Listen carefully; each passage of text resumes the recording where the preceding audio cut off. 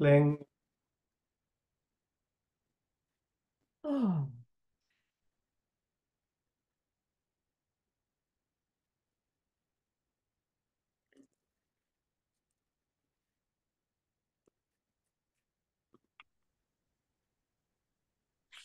So, Adam, next week, this time, you will be here. You will be doing this Yeah, episode.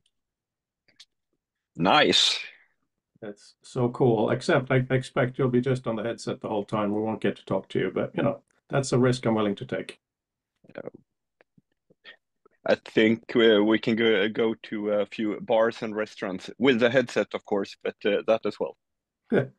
No comment. Have you done that, Dini? Have you been using the no, I headset won't outside do of the? that. It's an interesting thing, actually, how people react and mostly don't. Not that I go to a bar, but bit of coffee. Bit of coffee. So, Andrew, obviously you're going to do a full update soon, and we're very much looking forward to it. In fact, while we're waiting, I'm going to have a quick look, see who else joins us. Anything else you want to say, though? Um, it- a lot of the changes are like minor, so I'm not sure how obvious they'll be unless you directly try the previous one. But just kind of let me know if anything still feels janky with the interactions because I tried really hard to sort of polish a lot of the document stuff. Can do. Can do. Oh, that's weird. Right, so,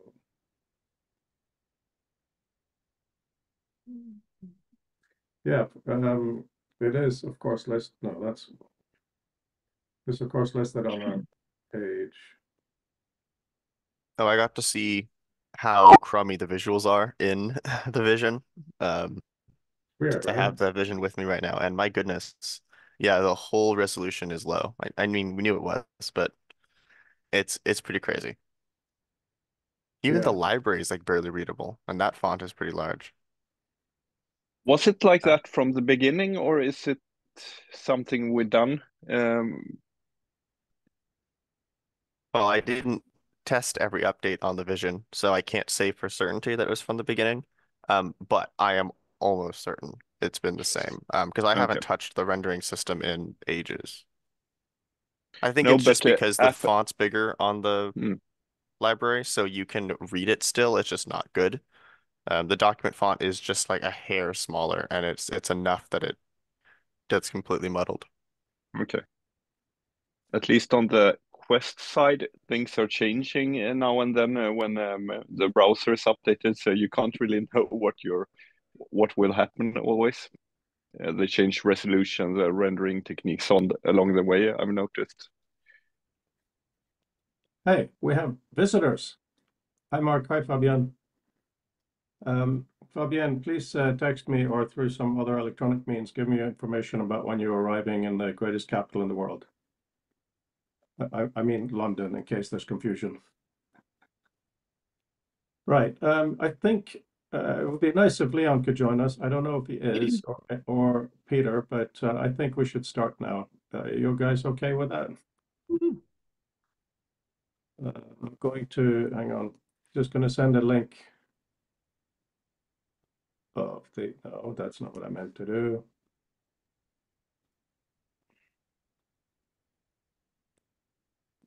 Dini, could you please do that? Could you please paste in a link to the agenda?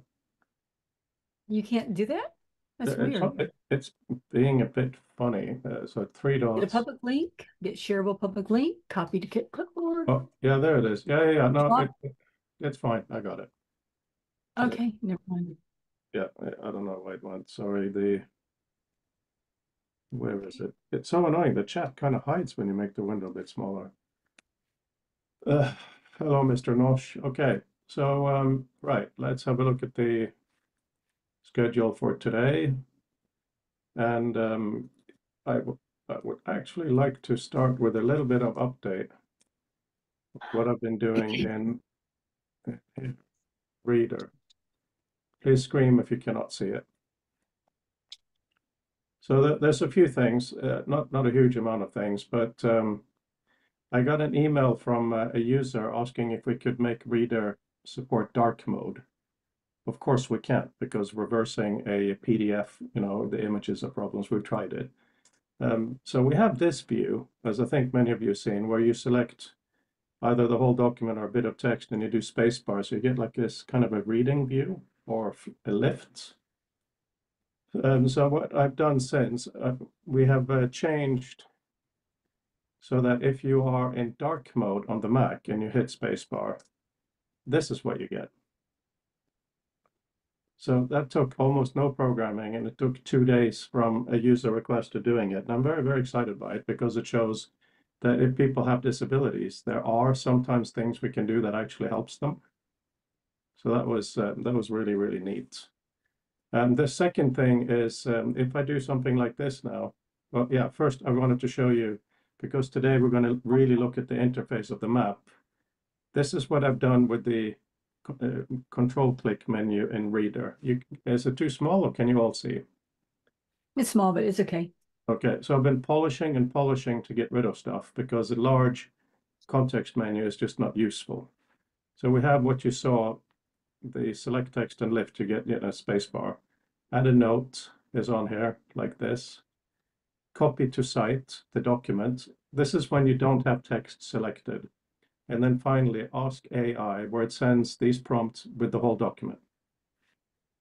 If you select text, it's different. You have lift, but only for the selected text. Copy, you can now copy text or copy it as a quote for automatic citation. Find, and I think this is really cool actually. So let's do Commodore.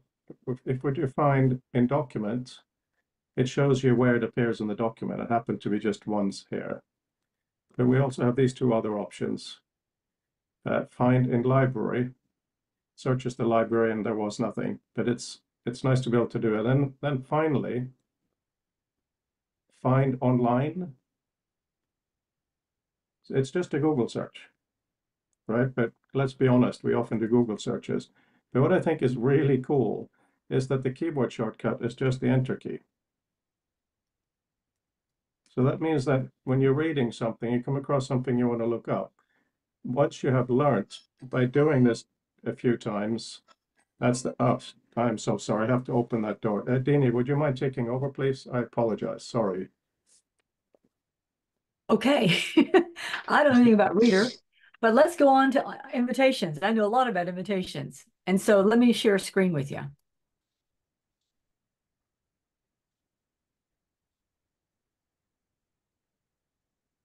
So we have two sheets. The first sheet is the list of people that we're inviting to, submit to the book and to come to the symposium. Everything in yellow are the people I'm inviting personally. I can get this over a little bit better. And then I have a second sheet, which are all the people that are the local, like from the state and by tri-state area, who are involved in VR and technology and games. And so these are the folks that have already RSVP'd, they're coming.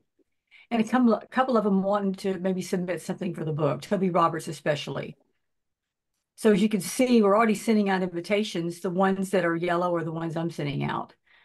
So quite a few people. If you have some folks you want to add to this list, please let Frode and I know so we can add them. But right now there's about 35-ish on this list. And as you can see here, about 12 on this one, okay? We have room for 50 people easily in our room. And I do plan to bring a couple of students that are doing really well in the spatial computing class that I'm teaching in the fall. And of course, a few lab people. Andrew will be there. I'll be there. Probably Greg Philbrook, people like that. Holly will probably come. And that's the update on the invitations. Frode, you ready to take over again? Yes, sorry, and thank you. Okay, there's not much more to show, but there's a little bit. And so I'm so proud of this context menu because there's hardly anything on it, right? You saw how when people normally on a context menu, you don't have the keyboard shortcut listed, right? This is to help people learn what the keyboard shortcut. So for instance, if you want to highlight text to make it orange, you do O. One thing that Adam suggested quite a while ago, actually, and twice, is in our environment, when we can, next to something like a context menu, obviously not as flat and boring. We should probably have the voice prompt for the thing, so people learn what they can say, because it's not easy always speaking into the void, right? But I just find it so, yeah, Mark, please.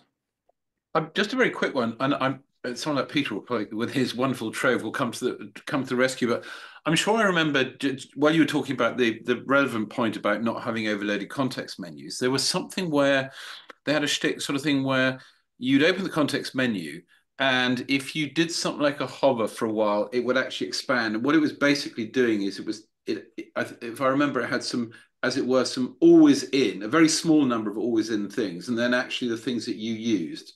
Because the underlying issue is that most of us actually want a slightly different context menu. That's just the way the humans are. They refuse to use the tools in the way that they were designed. So, we want a slightly different mix.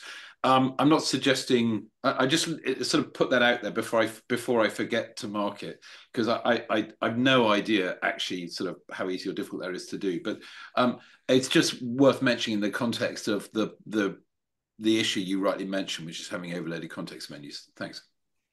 Yeah, it's an important point. When it comes to not our WebXR, but this, there aren't that many commands, so it's okay to have most of them. They just need to be done in an intelligent manner. When we get to what we're doing for WebXR, we definitely need, obviously, to get a default set. But I do agree, we should really look at how that can be customized to different users in at least those ways.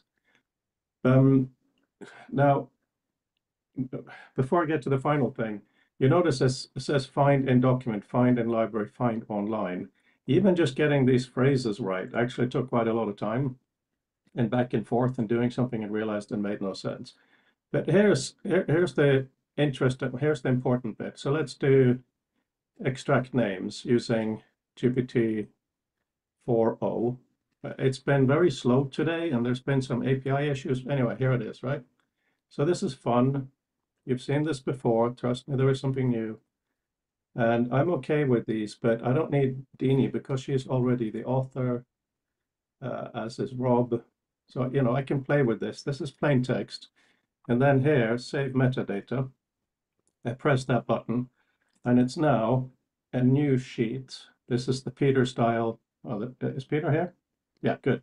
This is the Peter style extra visual meta. You've kind of seen this as well. So it says visual meta colon, and this is the name of the prompt. Puts it in the whole style, and then it has the prompt, the engine, the operation date, and the location, in case these variables matter. But that is not what's new. Okay, this is what's new. I already said, I think, that if you don't select text for your Ask AI, it does the whole document, right? So if I now do extract names, please have a look. Oh, what in the world? Hang on. It may have been because I edited, actually. Because crying out loud, what it really does is okay, I'll show you here without editing it. That's an interesting bug. So I now did summarize, save metadata, and here it is, right? Yet another one. So if I now do it again, it jumps to that page. Right now, that is not useful, but the reason I'm showing it to you is that what I've asked the guys to do is that if you do an Ask AI command again, it will take it from here and put it in the results dialog, so it looks to the user that it's done instantly. And instead of the dialog having save metadata at the bottom, it'll have a new button that says refresh. So it'll do a new search if you want it done. So this goes into what we can hopefully feed into the JSON, which can then hopefully go into what we're building. Because these extracted names here, hang on, let me just zoom in a bit, I think are very, very important. And as both Peter and Mark have been talking about recently, are they correct? One nice way to test that is once you've added it, select it in the metadata, do Command F to see where it shows up. And if it doesn't seem to show up elsewhere in the document, we have a problem. So here we can see it's in two places. So we can start experimenting. Any questions on that kind of round trip of adding metadata manually by the user that they are comfortable with and how it goes into our wider world?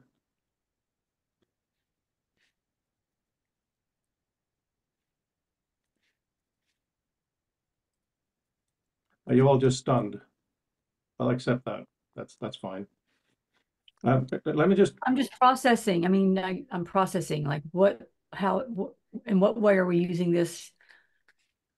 So without distracting by showing, the whole idea is that the end user in their environment, whatever it might be, can choose to add visual meta manually or through AI or whatever it might be. And I'm really talking about entities of various types. Personally, I'm not interested about doing analysis where it may hallucinate. That's outside of the scope for this. This is then something that the software is aware of. So when the user exports the library, this is included with the metadata. So what is included when Andrew gets it in his XR environment are all these extracted names, maybe headings if we don't already have them. So that means that when we're in the map view, these are entities that are known about these documents. Mark. Can I ask a question? What Oh, do you yes. mean by I know what I mean by hallucinate. That's the William Gibson of the whole notion of cyberspace is, right? What do you mean by hallucinate? I mean, when AI makes up things that are not correct or were not in the source data. So that's obviously a huge issue. And it's something that I'm sidestepping by using the AI in a very limited way. But the end user should be able to use it for whatever they want at whatever level of risk they are comfortable with. That's the thinking anyway. Okay, that helps. I also think of the LSD hallucinating, but I wasn't going to bring that one up. No comment. Not something I'm into, but whatever. Mr. Anderson. Yeah, I was going It's to. now my pair as of today. Oh, sorry, I just have to say, Mark, I finally got confirmation from grad school that all my paperwork is done. So you and I are now pairs for the first time in 6 years. Okay, over to you. Done. You've always been to Dina's peers. point, I think the hallucination also is to slightly save the face of the AI people who don't want to admit that it makes stuff up. But anyway, that's by the way. The point of the question was I go back to thing and processing just so we're on the page, and because today we're talking about stuff going towards the demo is so the thing we've just looked at in Reader is essentially about making metadata lists because I'm not sure we actually have a demo map view yet, so we don't actually know what the map is. But what you're saying is essentially this is a way we'll have a source of information to put into the view when we have it. John? Yeah, absolutely. And just really briefly on the whole notion of hallucination, that is the whole point of generative AI. Generative AI has to hallucinate. It's just the problem sometimes they hallucinate in the wrong way. But that's more of a philosophical point. This is what we will later on after the Andrew update, when we have the little interaction thing, we'll go back to something similar, but much simpler than what we discussed on Monday, which is exactly what should be available, which will be fun. Okay, and a quick thing, because I've been buried in paper writing all day. Did it get into the agenda for today to just check off with people? I know it's only a 2-page doc, but the paper is almost done for essentially the marker paper that we're going to put in for the demo in Poznan. And I know there were some outstanding issues that people wanted to raise. We're going to talk about that in the next section. Cool. Yeah, that's fine. Okay, crack on. That's coming up, but hang on to that. I need the final blessing of everybody. Hang on to your hat, indeed. So then the European meetings to satisfy people who have to deal with those timings will be 10 a.m. Central European on Mondays. I don't know exactly what they will be. Nobody knows, but I expect they will be primarily around Adam's experiments, some design work. They will, of course, be video recorded as these meetings are and written up in the same way. As the scope may change or not, of course, we'll all keep having that dialogue. But it's better than just informally meeting at coffee shops and keeping everything offline. And Fabienne, if you want to have specific sessions, either sharing with the quote-unquote Adam time or separate or whatever for what you're building for a period of time, of course, we'll try to organize that either in the evening or daytime or whatever. But for now, at least we have one victory. It took a whole Google spreadsheet to get there. Right. Any I'll other see how that announcements? unfolds before suggesting anything. What's that? I will see how that unfolds before suggesting anything. Just iterating to see if maybe it fits perfectly there, maybe something else dedicated. So I'll wait and see, but I'll try, as I mentioned in the spreadsheet, to attend then, because it's good timing for me. Okay, perfect. Any other announcements? All right, so Deanie's overview. 2 questions. First, we need an image. And I want one that I gave you an example, right? I want one where there's actual lines so we can see the connections so that we can show our colleagues that we're talking about hypertext, more emphatically with an image. Images mean a lot.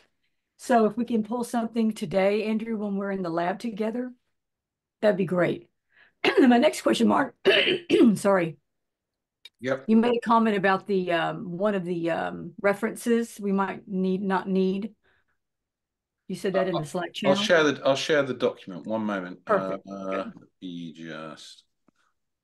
You're gonna bring it up in Yeah. In Overleaf. Yeah, so Overleaf, I'll good. just, I'm getting comfortable with Overleaf. I actually used it last year with Klaus, but he did all of the bibliographical stuff. So hopefully you're seeing an Overleaf. Oh, sorry, wrong one. Let me just go to the right right paper. So just compile. Won't take a sec. There we go. So it's very short. It would appear that I think because there's front matter on one page and end matter on the other, that ACM's format will not cope with having a full width diagram. So at the moment, we've got a placeholder here that happens to be a shot of the author map. But I mean, in a sense, that's just placeholding. So we want that. We've got the rest of this page to fill. In fact, we can, if we want to put more text in, we can, because the references aren't counted into the 2 pages, just in case people have stuff to raise. We could possibly put certainly another image in, because we have some stuff that we're doing in VR, because I think it might be useful to give a flavor to people who've never seen, who've never sort of, in a sense, used the XR experience, just to give them an idea. The point of the references, okay, so there was some confusion in the drafting. The way the thing actually works, for those unfamiliar with Overleaf, or with LaTeX, should I say, is the way it works is you put a citation in the text, in the LaTeX, and you put this item in the bib file, and then LaTeX does the rest, and it does the number. So you don't manually put in numbers as you might do in a word processor or something. It will do that. I think in this case that it's a bit difficult. I don't know if I can make it bigger for you. We can see How do you it. do that, Mark? How Okay. do you make it? I mean, how do you make the text bigger? Not the fonts, but the actual page bigger. Well, you can do this if you've got 2 screens. Like some of us would put one on one screen and one on the other. No, I Okay. agree. And anyway, That's I tend to proof it outside Overleaf, but as a quick check. But essentially, I think this mark number 4, referring to visual meta, really goes where that placeholder got put in, because the two phrases, I think, both relate to visual meta, which is this reference down here. And I can fix that quite easily by doing That sounds great, Mark. And then you had something else you wrote in the chat on the Slack channel about what we could say. Well, it's just that essentially you'll notice we've got half a page of empty space, which we don't have to use, but we can if we want. So if there's anything we wanted to do, I was just sort of spitballing through possible things. One is that you might choose. This is really more for the PIs. I know we mentioned every one of the acknowledgements, but you could, for instance, make a statement as broadly as of the main contributors who's done what. Mark, If that's felt useful. on that note, I do think we should consider actually removing the last two names in acknowledgements because they're great people, but they haven't had anything to do with this work. Okay. Just because they're members of the community, that's great. But, you know, everyone else here has really made this. What's the general feeling? What do you feel, Dini? That's fine. I'm happy to do that. Didn't want to leave people out. And I wasn't sure if you're talking to people on the side. I mean, you have conversations with these folks that I don't have. So they might have influenced us a little bit. I'm going to put an Ann after Leon's name. And then Rob Swigert. Okay. Well, that's great. Let's just hold the acknowledgement just for a second. So, should I'm wondering if maybe we should acknowledge Ismail, who has been our spiritual help and who really got us Sloan.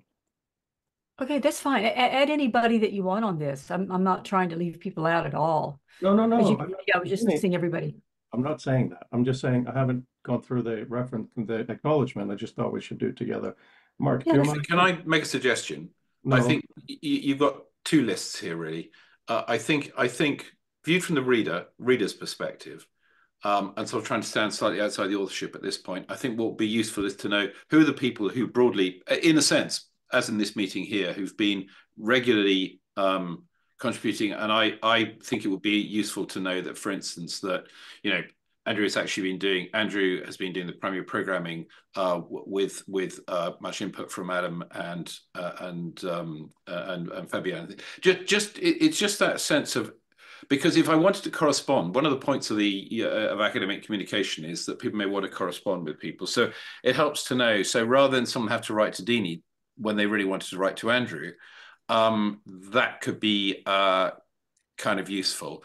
I think it might be useful to do, if you want to put a whole laundry list of people who broadly are part of the wider future of text, who you feel have impinged on this, bearing in mind this is not about the future of text, this is about this particular project. Yeah, but Mark, that's not what I'm saying, though. I'm just saying that Ismail and Vint really got us Sloan, so that's why they really made this project happen. Well, what I would suggest. Can I say this then?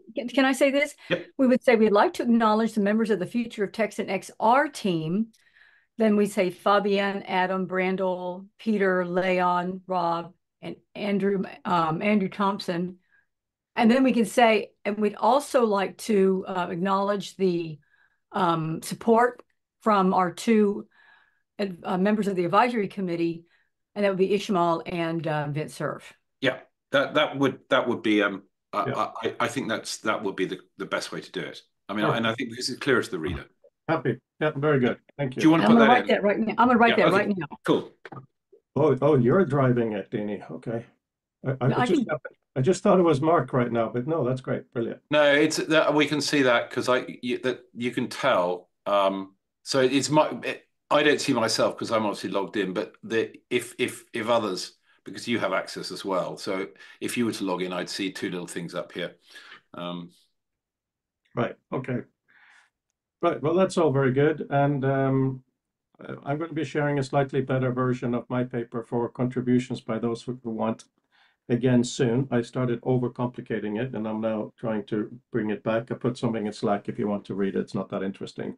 Peter, when he is ready with his paper, will also share it on Slack for comments, right, Peter? Excellent. And then for the grand event, we have Andrew. So over to you, Andrew. I'm also going to give a link in here for where people. Well, hold on. We sure. Haven't.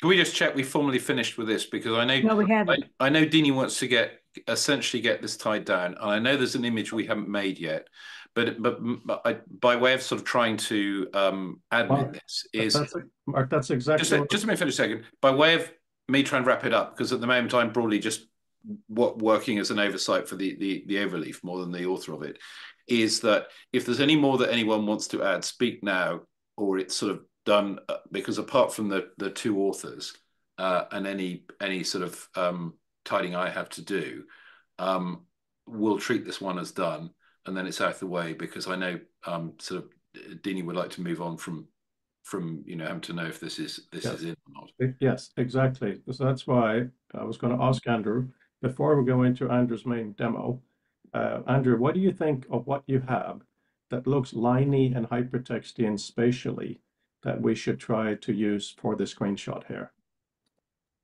The most like line spatial stuff would be probably from about a month ago when I was experimenting with the safe load system. There's a couple clips in the videos where I've got a bunch of the citations all laid out and a bunch of the found sources, and there's lines connecting all of them. I was making kind of like a big web to show that it all saves and loads. That might be useful. I can also help like sort of create a sort of a tailored screenshot with Dini when I'm in the lab today, if we have something specific in mind that we want for that. I think that would be great. What do you think, Dini? All right, good. I get to say something. All right, I'm going to talk now about this paper. I was getting ready to say I just recompiled this, so it's now in a updated form. I will download it and I will drop it into Slack for everybody to see because not everybody has access to Overleaf. Can you, Mark, can you recompile it, Dini? It can hasn't. I just finish my talk? Just shut up. I can't Mark. see what you've done. I'm just saying you said you recompiled. It hasn't updated. I'd like Yes, to. it has. Yep. Right, I'll recompile it again. It's that, and when this stops going around, that's done. So any changes, the changes have all been on the second page as far as I'm aware. So anything changes to what you I see can here. see it now. Thank you. Dini, I wanted to concentrate on what you were saying, so I'd like to see it. I couldn't see Ismail and Sarah and Vint. Thank you very much. In fact, it might be even clearer if we just do this. Because we've got stacks of space.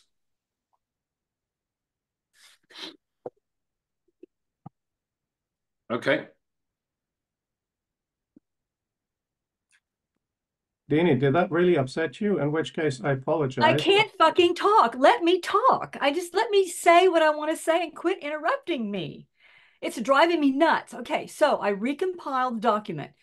When Mark looks it over and makes whatever final tweaks he needs to make, because he's the expert in Overleaf, I am not. Then when he lets me know it's ready, I will download a copy of this, drop it in our Slack channel for the four of us to look at one last time before Andrew and I meet, so that Andrew and I can pick a picture, get it to Mark, and then have a final version by the end of by tomorrow at the latest. And then I will submit this to the ACM Hypertext Conference on our behalf.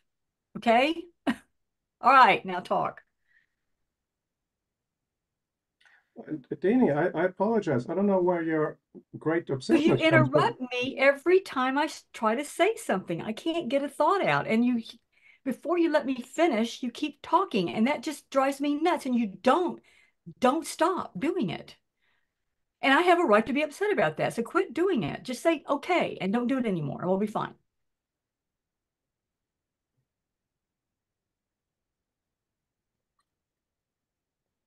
I can't find, now I'm sharing, I seem to have lost the control to stick my hand up. So I'm sticking my hand up now. Just a very quick thing is, when we get down to doing the image, it would be useful if you, having chosen it, have a caption in mind. And the ACM also require, effectively, we put in alt text that gets hidden in the PDF. So if you have a sort of description in mind, that would be super, because it saves me having to sit around and do one up. So so essentially the bit is we need an image. If you feel there are a couple, to be perfectly honest, if you feel that we've got room for at least 2 or 3. So if you feel there are more that when you've been looking at stuff, or you just can't decide, I don't see any problem with putting a number of them in. The only thing that isn't yet in the text, because over and above the figure, we probably need just a little bit of shim text, and I can do the sort of words. Well, I can do the layout of that. But yeah, so essentially, images with a caption and description or a suggestion thereof would be massively useful. And no, I'll shut up and I'll stop sharing. I like the idea Unless of anyone else. I like the idea of having an image of the VR environment. So I think we'll have at least 2. And if we can find a few more, that's great. I think the more images we can show, the better, because we're trying to explain something to people that they have never probably experienced. Yeah. And I think probably what we can do, therefore, is we can just put a little bit of preamble text before each one, essentially saying, look, this is basically the nub of what we're doing. The pictures will have a sort of short caption, and that'll be fine. So unless anyone wants to comment any more on what they see on screen, I'll stop sharing so we can get it so other things can be shown. Any more? Thanks. Okay, thanks.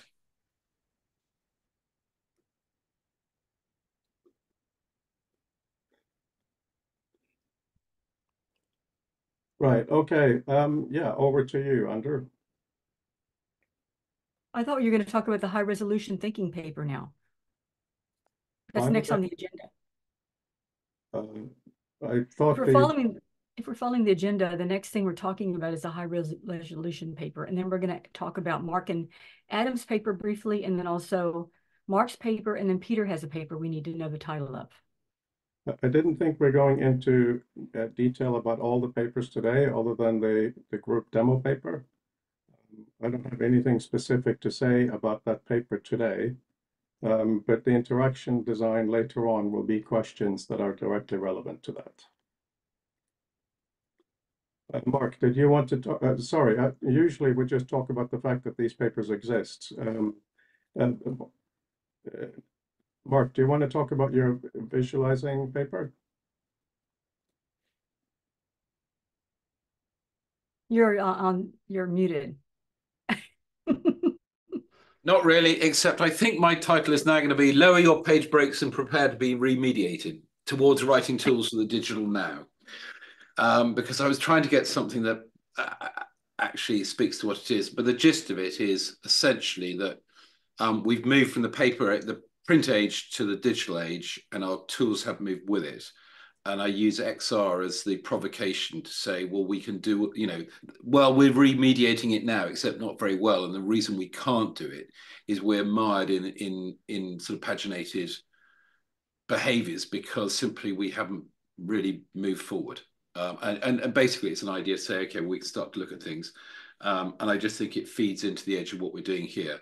And I know with Adam and I haven't written anything particularly on the paper. I have a stub for it.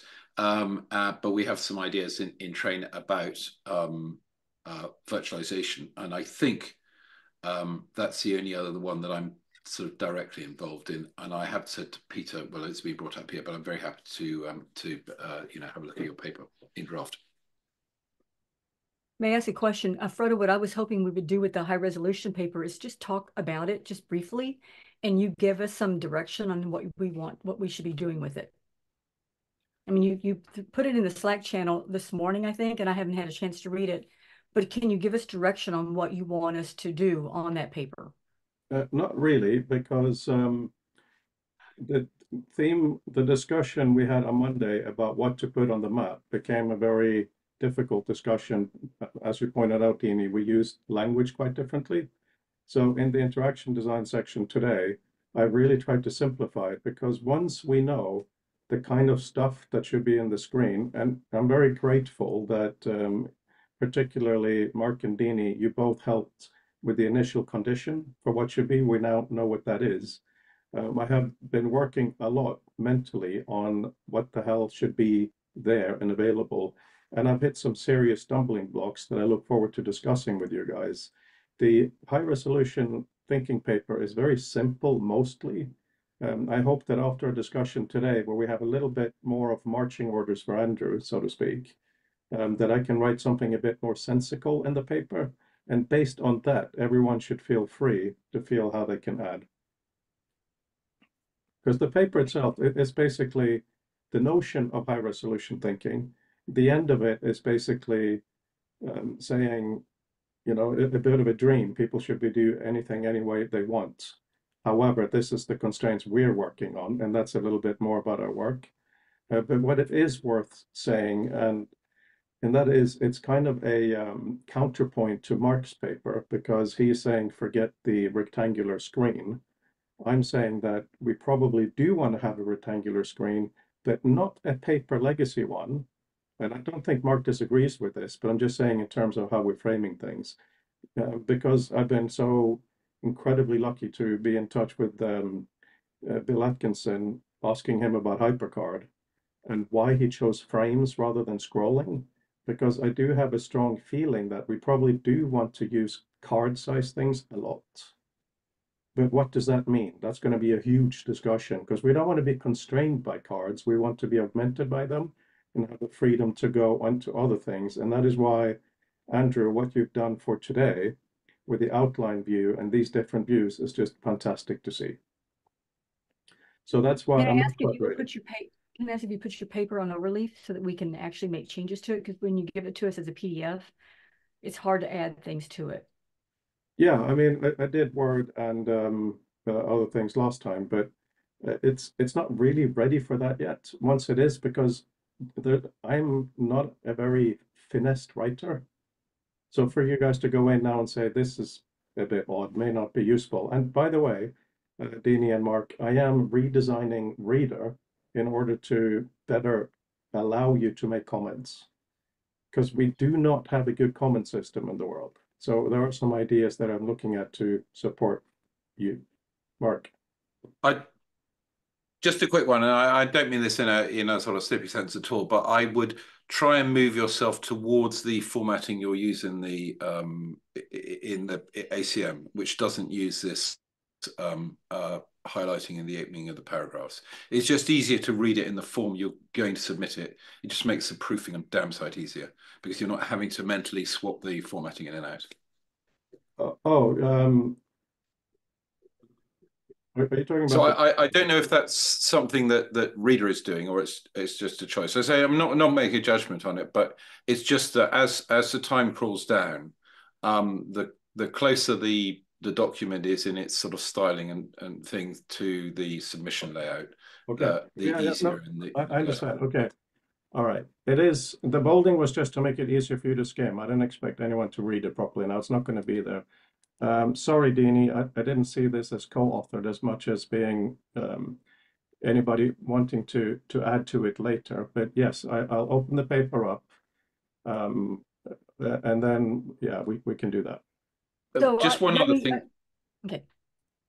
Go ahead. Sorry, Dini, I spoke of you. I was I guess I thought this was going to be a co-authored paper you were leading. So this is your paper, and you just want us to comment on it. No, Is that right? That is not what I'm saying. What I'm saying is that writing long form, I find to be really, really, really difficult. And in our community, there's very, very little writing by people. You know, it sometimes happens. Right? I'm not talking about you. I'm not talking about Mark. I'm talking about the electronic literature community. I'm talking about in the future of text in general, right? I thought you wanted to co-author the ones where you're listed. If you want to co-author this, that's fine. We can do that. Okay, I'll open it. It really doesn't matter to me. We have another month. My priority now is really to try to find out what should be on the map in XR, because that is the thing that we're building. So yeah, Mark, if I send you a Word version, can you please put it in Overleaf for us? I mean, I can't. Yeah. So just so I also just so I know, it doesn't matter too much for the drafting stage because it'll be an ACM. But I take it this is the paper you're going to put into Klaus's human workshop, is it? Or is that another paper you've got? Okay, Danny is writing here. I had thought you were leading the team paper. I thought the demo paper was the team paper because, okay, so what do you mean by team paper then? Because the demo is the team work, no? When we were first laying these out, we had a list of papers. There was going to be a long paper that we were going to lead, and I decided we also needed to have the demo paper. So I said I'll peel off and do that one instead of the spatial hypertext, and I dropped that one with Rob Swigert, and I started the demo paper with the idea that the longer paper was going to be yours. And now that's not happening. That's fine. I just need to know. So now the demo paper is the paper for the team. That's good to know because I had no idea. Okay. Long form papers were past schedule. We can't submit that. We only have Blue Sky. That's all that's left, right? You can put a 6-page into the practitioner, which with this probably, I mean, that's where we get punted to if it turned up. But so it's a 6-page. It's basically you can do a 6-pager. My feeling is this close to the wire, and with all the other stuff we're trying to do, I I'd use my saving grace would say, well, actually, we want to keep our powder dry for the funders. Okay. So if there are a few sort of curtain reveals we want to put, we've got half a page left on the 2-pager, and then I think we're done, because although we've got another couple of weeks, it just bounces to the next deadline. So Okay. I think if we haven't got a clear form of a 6-page paper we want to write now, I would punt on that, to be perfectly honest. Okay. But I'm open to other views. Okay. All right. I will. Dina, you are in charge of the academic side of things for this project, as far as I see it. So if the way you feel the paper should be handled is the way the paper should be handled, that the fact that there are misunderstandings is not really a problem, I think. But I'm here to be leading the design side of things. As far as my commitment to Sloan, I feel we have a commitment to produce a report for them. I think it's, in my mind, it's more a side project to do the academic, because that'll support us in other ways. So right now, I've really been focused on what we're building, not how we're writing it up. I'm very happy to change the high resolution thinking into more of a team paper. But also in terms of that, at this point, everyone, what kind of contributions would you like to make to the team paper? Asking is particularly Fabienne and Adam, who isn't tied to another paper. Well, Adam is tied to the Mark paper, but what about you, Fabienne?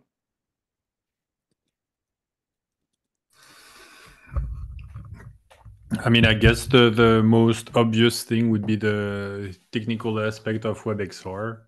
How I imagine most people are not aware that it even exists, and it feels like it's like the most direct way. I know hypertext doesn't mean the web, but it tends to happen to be a pretty pragmatic substrate if you want to interconnect documents. So I would probably, I mean, if that's useful for this crowd, I would be happy to do like a short introduction to WebXR and why I believe it's relevant here. Yeah, I think that makes perfect sense.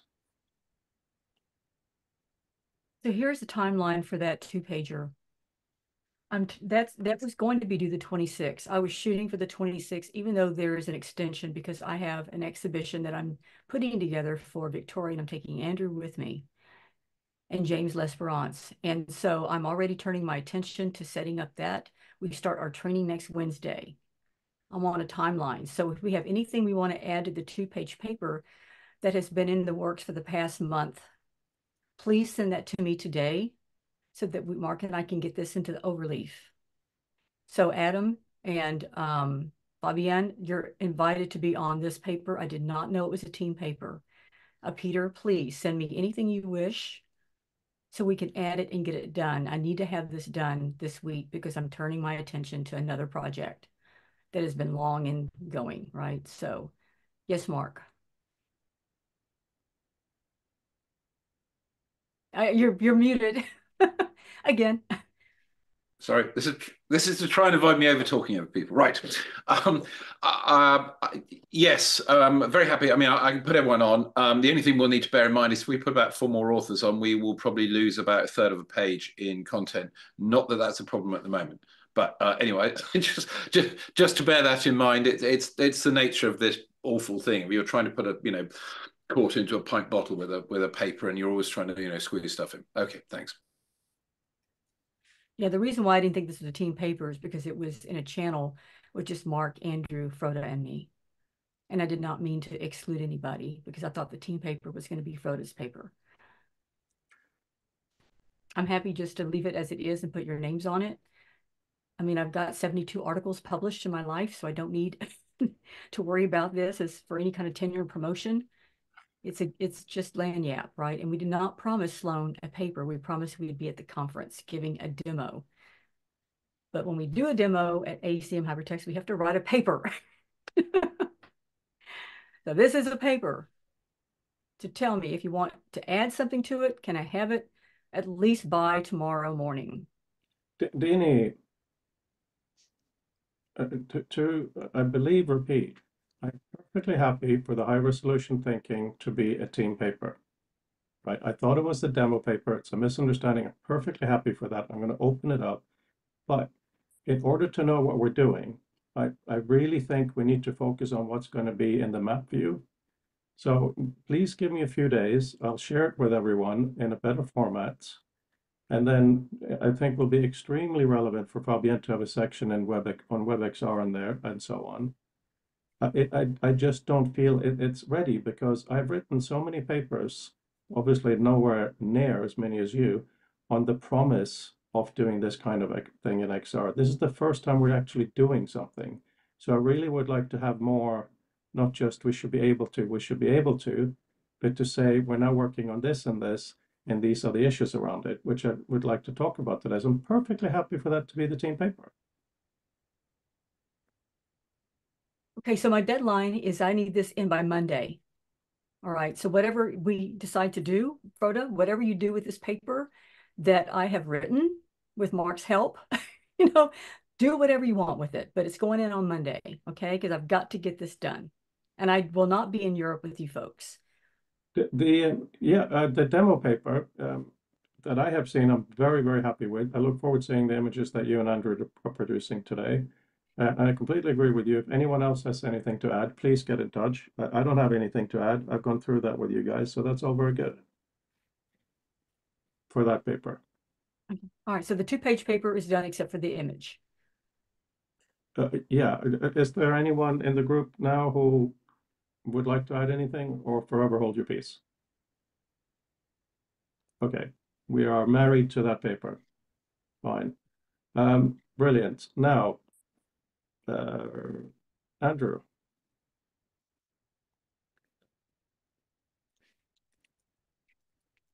Is that my cue? That means. Sorry, yes, just saying your name is All right. probably not very contextually useful. Yes, please. I've pieced it together. Yeah, so we've got an update this week. Technically it's been 2 weeks on mostly the outline being added into the document view, but there's quite a bit of sort of minor stuff in the background as well. I guess the first visual difference people notice is there's a menu bar now at the bottom of every document that loads in. It's matched on the design Frode put together a couple weeks ago. It's got all the buttons, but they don't all do something yet. So there'll be things like tags and map that are just there, working on it. But we also have a focus button there now, so no pop-up menus with this current test. Adam would be happy. And it is very streamlined. I like how it interacts. As an outline and read mode, you can toggle between read is what you guys have seen already. Outline now has all the headers essentially rendered in, and they're all links. So when you select one, it'll jump back to read mode and scroll the document to that specific header, and you can read there. Plus, it does a little like bounce animation just to draw the eye. So you're not just lost, because sometimes if you're near the bottom of the page, the header won't appear at the top. It'll be sort of halfway down the page because of scrolling. Which brings me into essentially the last bit, which is a whole bunch of little bits of polish that I've put into the document and the outline view. I kept thinking of new little things that I could add, and I'd be like, oh, this will take just a couple hours.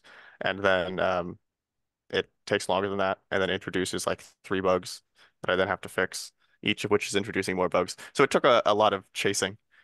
But things work smoother significantly than the last document update. May not notice it, but if you compare the two, there's things like the clipping works a lot better, scrolling is smarter, things like that. And then there's a bunch of bug fixes.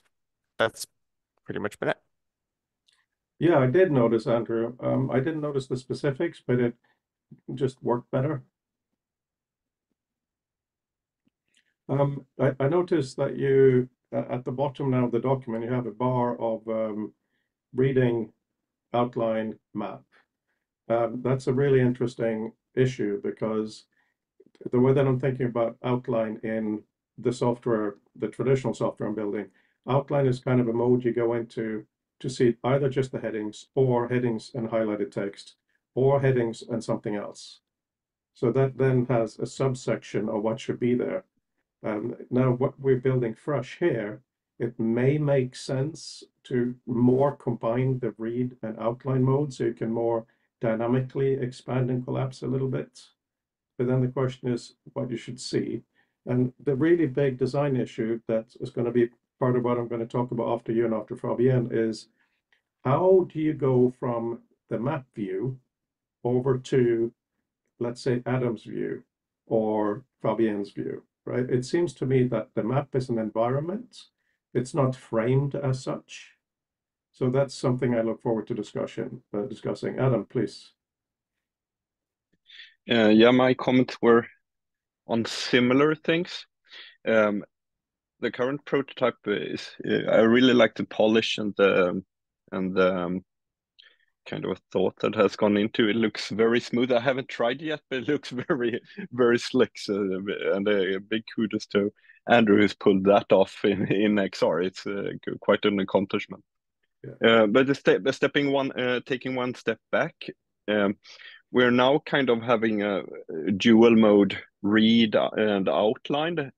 And just looking at the video, you see that there is enormous XR space available. To me, the obvious solution would be to have the outline and the map on the side to the text. Of course, you can toggle it off and back, but we're not using the XR space. With this kind of design, it feels more like an iPad app or a very, very kind of even 90s like folding text is a 90s code editor or text editor thing. So from now on, I think we should kind of put things side by side and not make it too hypertextual in that or interactive in that it changes modes all the time. I could easily see the outline on the side, all the headlines on one side, and the actual text. So you know where you are in the text all the time. The good thing about XR is kind of relieving the working memory a bit for us, that you can see where you are and read detail at the same time. If we do it too much as a kind of interactive, that you shrink it to outline mode and then out to text, then you suddenly, as a user, you need to remember much more and use a working memory. So that's my provocation with that we should use less of tabbed pages and more of actually doing a real XR expansion.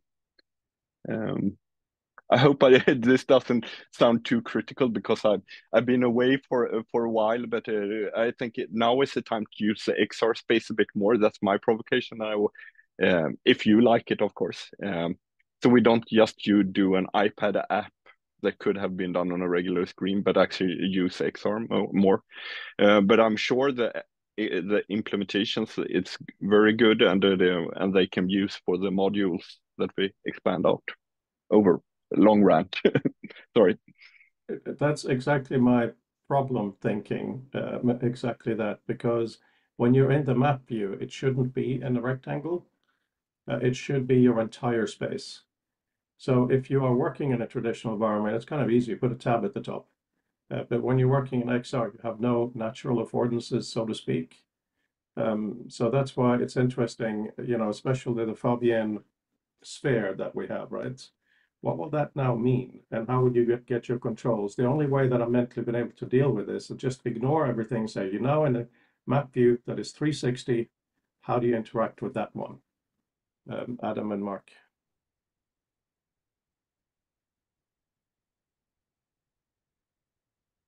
Mark, you have your hand up, and Okay, right. Me. Yeah. Now I really like this because I just put in the sidebar. I think I like that there is a nice. We're now getting the provocation of, well, okay, so how many things go in the thing? Because you've got an overall environment. I think if you're not in AR, where then you're juggling the external environment. If you're in a fully, as it were, immersed environment, it's all confected. Then there is an interesting thing about whether you have, in a sense, views within views. And this comes into play if you do a decomposition.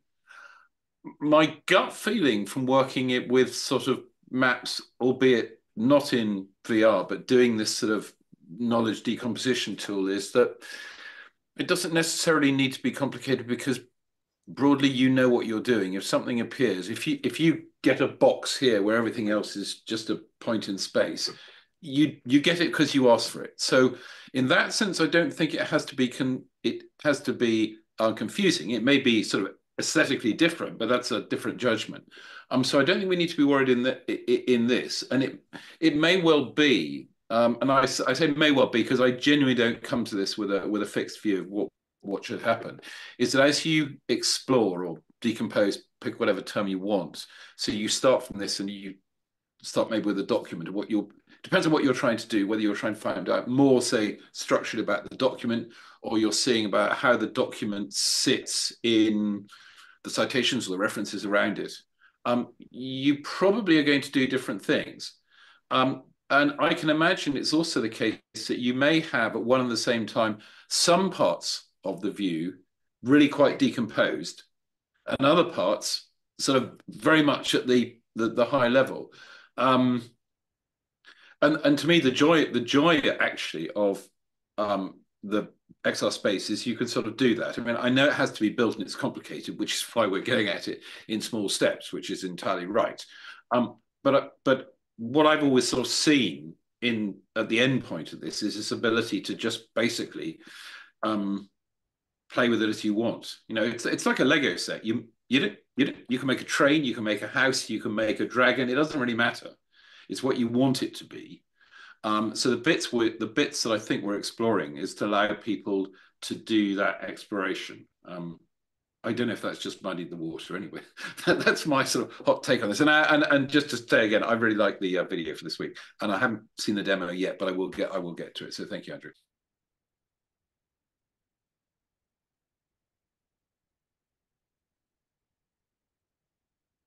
Adam. Yeah, I just talked about I think personally, what I would like to have is kind of a space where you can have multiple things open at the same time. Could be different things. Even having two different maps, or one document, one map. So a system that is slightly less modal, or at least the overall thing is less modal.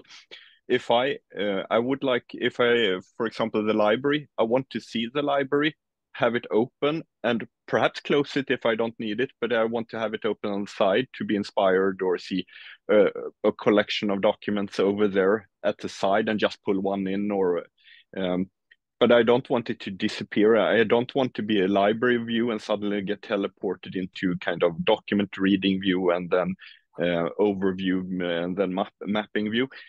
It could be done that way, but for the most part, I want to have a much smoother transition and or no transition, in that they are both available at the same time. Multiple documents, multiple notes, multiple collections of a sort.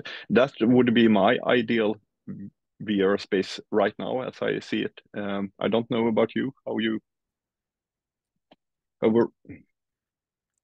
Certainly challenges to do that interaction-wise. Absolutely. I would say that it's in a way easier. Handling modality is really, really hard, kind of doing the hard transition.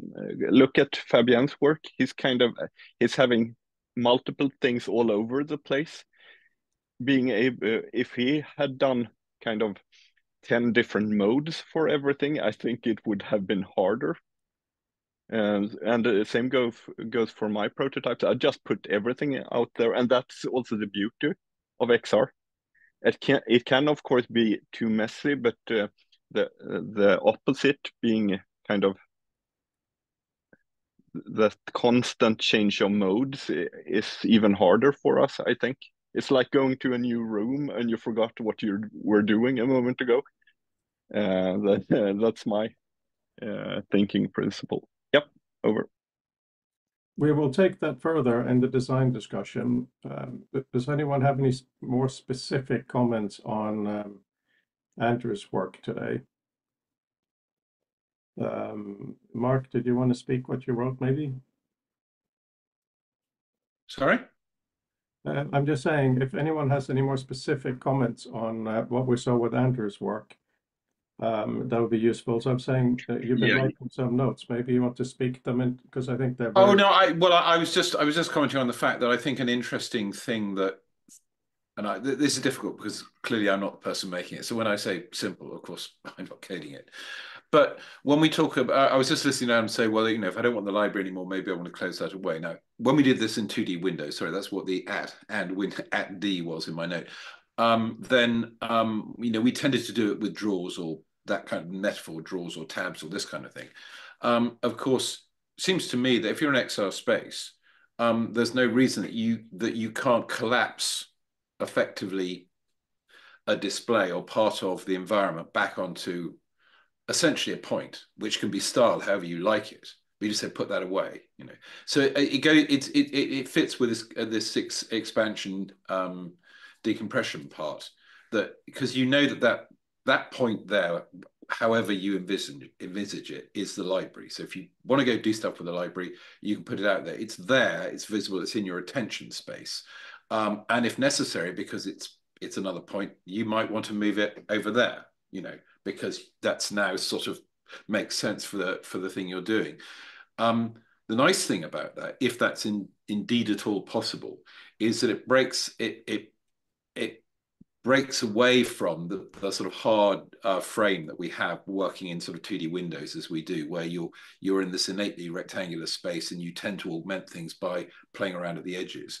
The edge in our XR space is broadly anywhere we want it to be, or around behind us out of the way. So there are all sorts of things we can play, but I don't think it doesn't feel natural to me that we will want to necessarily have the sort of tabs and drawers metaphor that we've all got used to in sort of the last 20 years of UI, because we don't need to do that. And I just go back to this notion that I think it's easy to forget when doing sort of these mapping things that broadly, you end up with what you ask for. So if it looks slightly different, it's because what you asked for. In other words, once you understand the basic affordances and interactions of the space, which obviously that's the learning part. But beyond that, once you know what's there, if that thing opens to a list and that thing opens to, I don't know, some dynamic graph or something, that's cool, because that's actually what we want. And that's the thing that's really, really hard to do at the moment. And so, that's really what, to me, what brings the whole XR thing alive. Thanks. Yeah, absolutely. Those are the issues, right? So I'm thinking, Fabian, what you posted earlier today, do you mind showing that now? And then we kind of return to this discussion after that, because I think this discussion is could go on a bit. I mean, I'm always happy to show stuff. So I will do the usual demonic thing of trying to share my screen. So good luck. We're all crossing fingers, but there's no crossing fingers emoji. So let's see. Please let me know if you can see it. Yep. Thank you. So what for now, so I don't share. Danny, look at this. This was randomly in my pocket. It's been a while since I've been wearing this jacket. It's the ticket back from Vancouver. Right. Yes. Please, Fabian, go ahead without interruptions from me. I'm used to it by now. So I take it as a little teaser. So what happens is Microsoft did a demo where they basically used, I think, PTC, where somebody designs actually a gamepad, as you can see on the right of my screen. And then you could see an augmented reality. And like, yeah, that's useful, but I don't see how innovative that is. And I would sound a bit silly if I say this and I can't prove it. So I basically tried a bit today to re-implement it.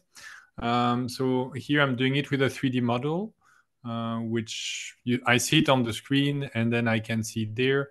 What is interesting is here I drag and drop, so I can control it, of course, from my screen, and it moves there. But what's more interesting, and which will lead to something more interesting, is I drag and drop a 3D model on my desktop and I see it there in augmented reality. while I did this, I think that's in itself interesting, but for this group, not so much.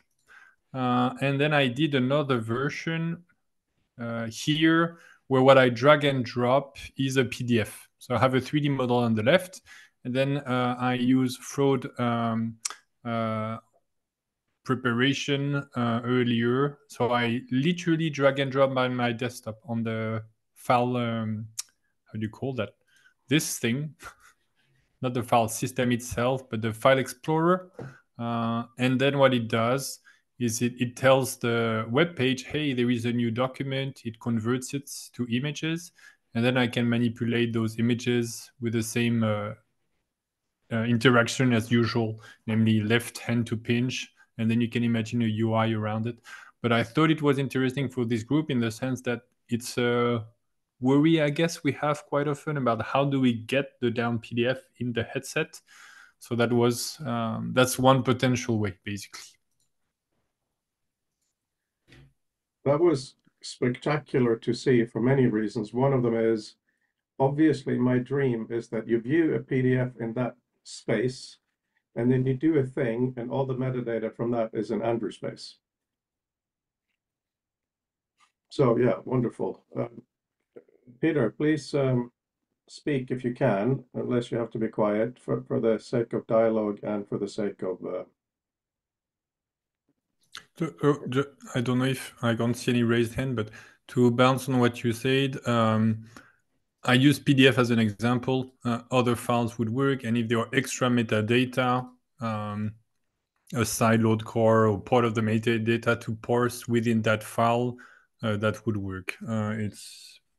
It's not, I guess, like getting the MIME type or the file type and then do actions on it or add UI specific to that kind of file is not, I don't want to say it's easy. Of course, it depends what kind of transformation you want to apply to that file, but it's not complicated. It's quite like it makes sense. That's how we want to handle files, basically. And also, a tiny detail, I've done this locally, like it's on my Wi-Fi at home because all the privacy and security and whatnot. But one could imagine do the same thing online. For example, last week there was a reminder of Urclone in order to have like remote file systems. So we can imagine all of us here having a different merge remote file system where we have, for example, the publication from last year of the Hypertext conference, and then we share that workspace, not just the files online, but then that's the kind of I don't want to say physical, the XR visualization of that workspace, and it doesn't have to be local. Is my point. Local is because I think local first makes sense, but it can be also on the broader web. So I'm so glad we took this kind of detour because it helps open up the thinking of what we're discussing around Andrew and map and so on. And then Dani's comment here in the text of the playing Scrabble, I think that's really worth thinking about because not necessarily for the game itself, but Scrabble is in a scaffold. And, you know, we're talking a lot about loose interactions all over the place. Sometimes we do want to work in a scaffold in XR. So, you know, if we're taking that on top of what Adam said about everything should be in the same space if you want to, complicates and opens up the discussion again.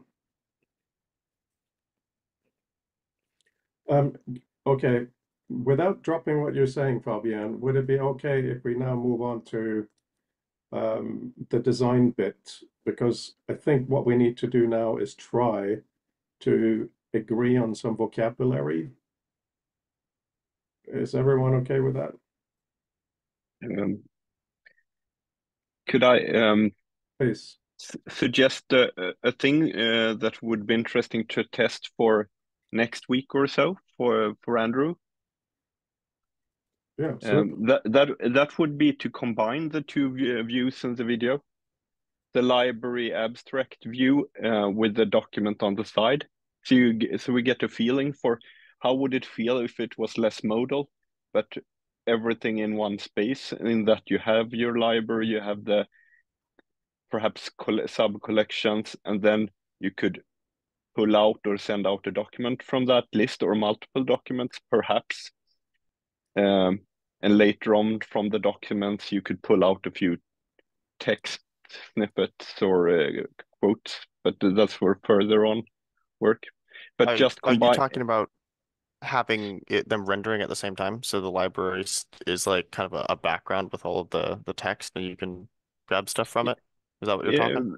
Yeah, basically. Now the library view is a bit darker. In your posted video, there are two main modes. The library view, where you select the two column things with the abstract and the library collection, the collection. And then you click something and you enter a kind of a reading view.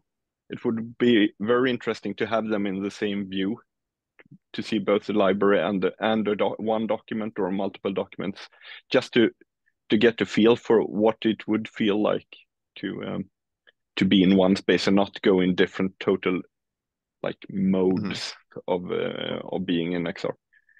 It's a Right. I think suggestion.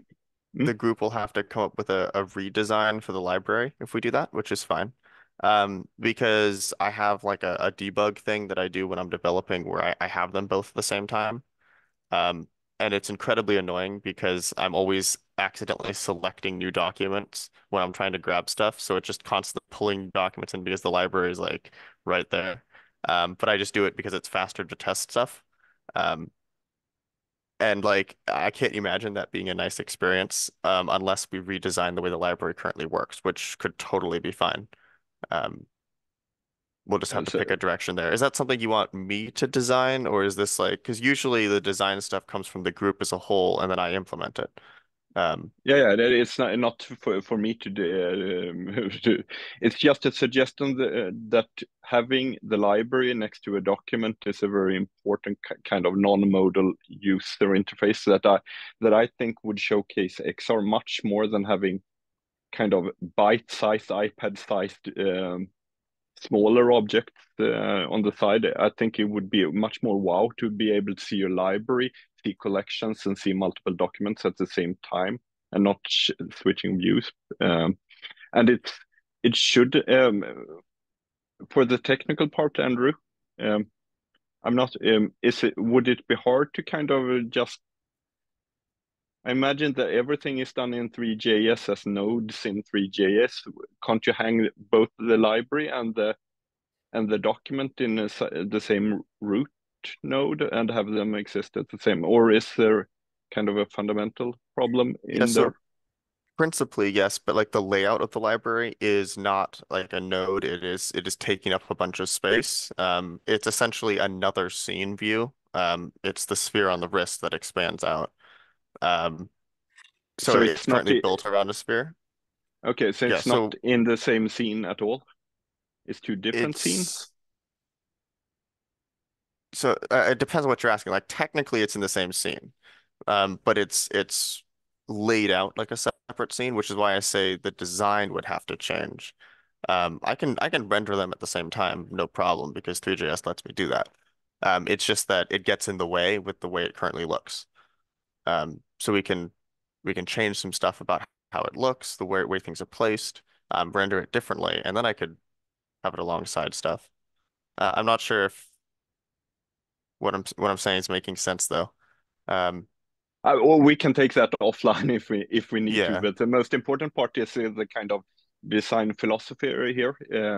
If how modal the whole interface should be in the longer term. Is it lots of small sub modes like reading mode, library mode, collection mode, map mode, or is it more a unified space? I would argue for a unified space, but that's kind of for the project leaders or the group to decide. yeah, it's more for today. Sorry, Tom. okay. Andrew, sorry.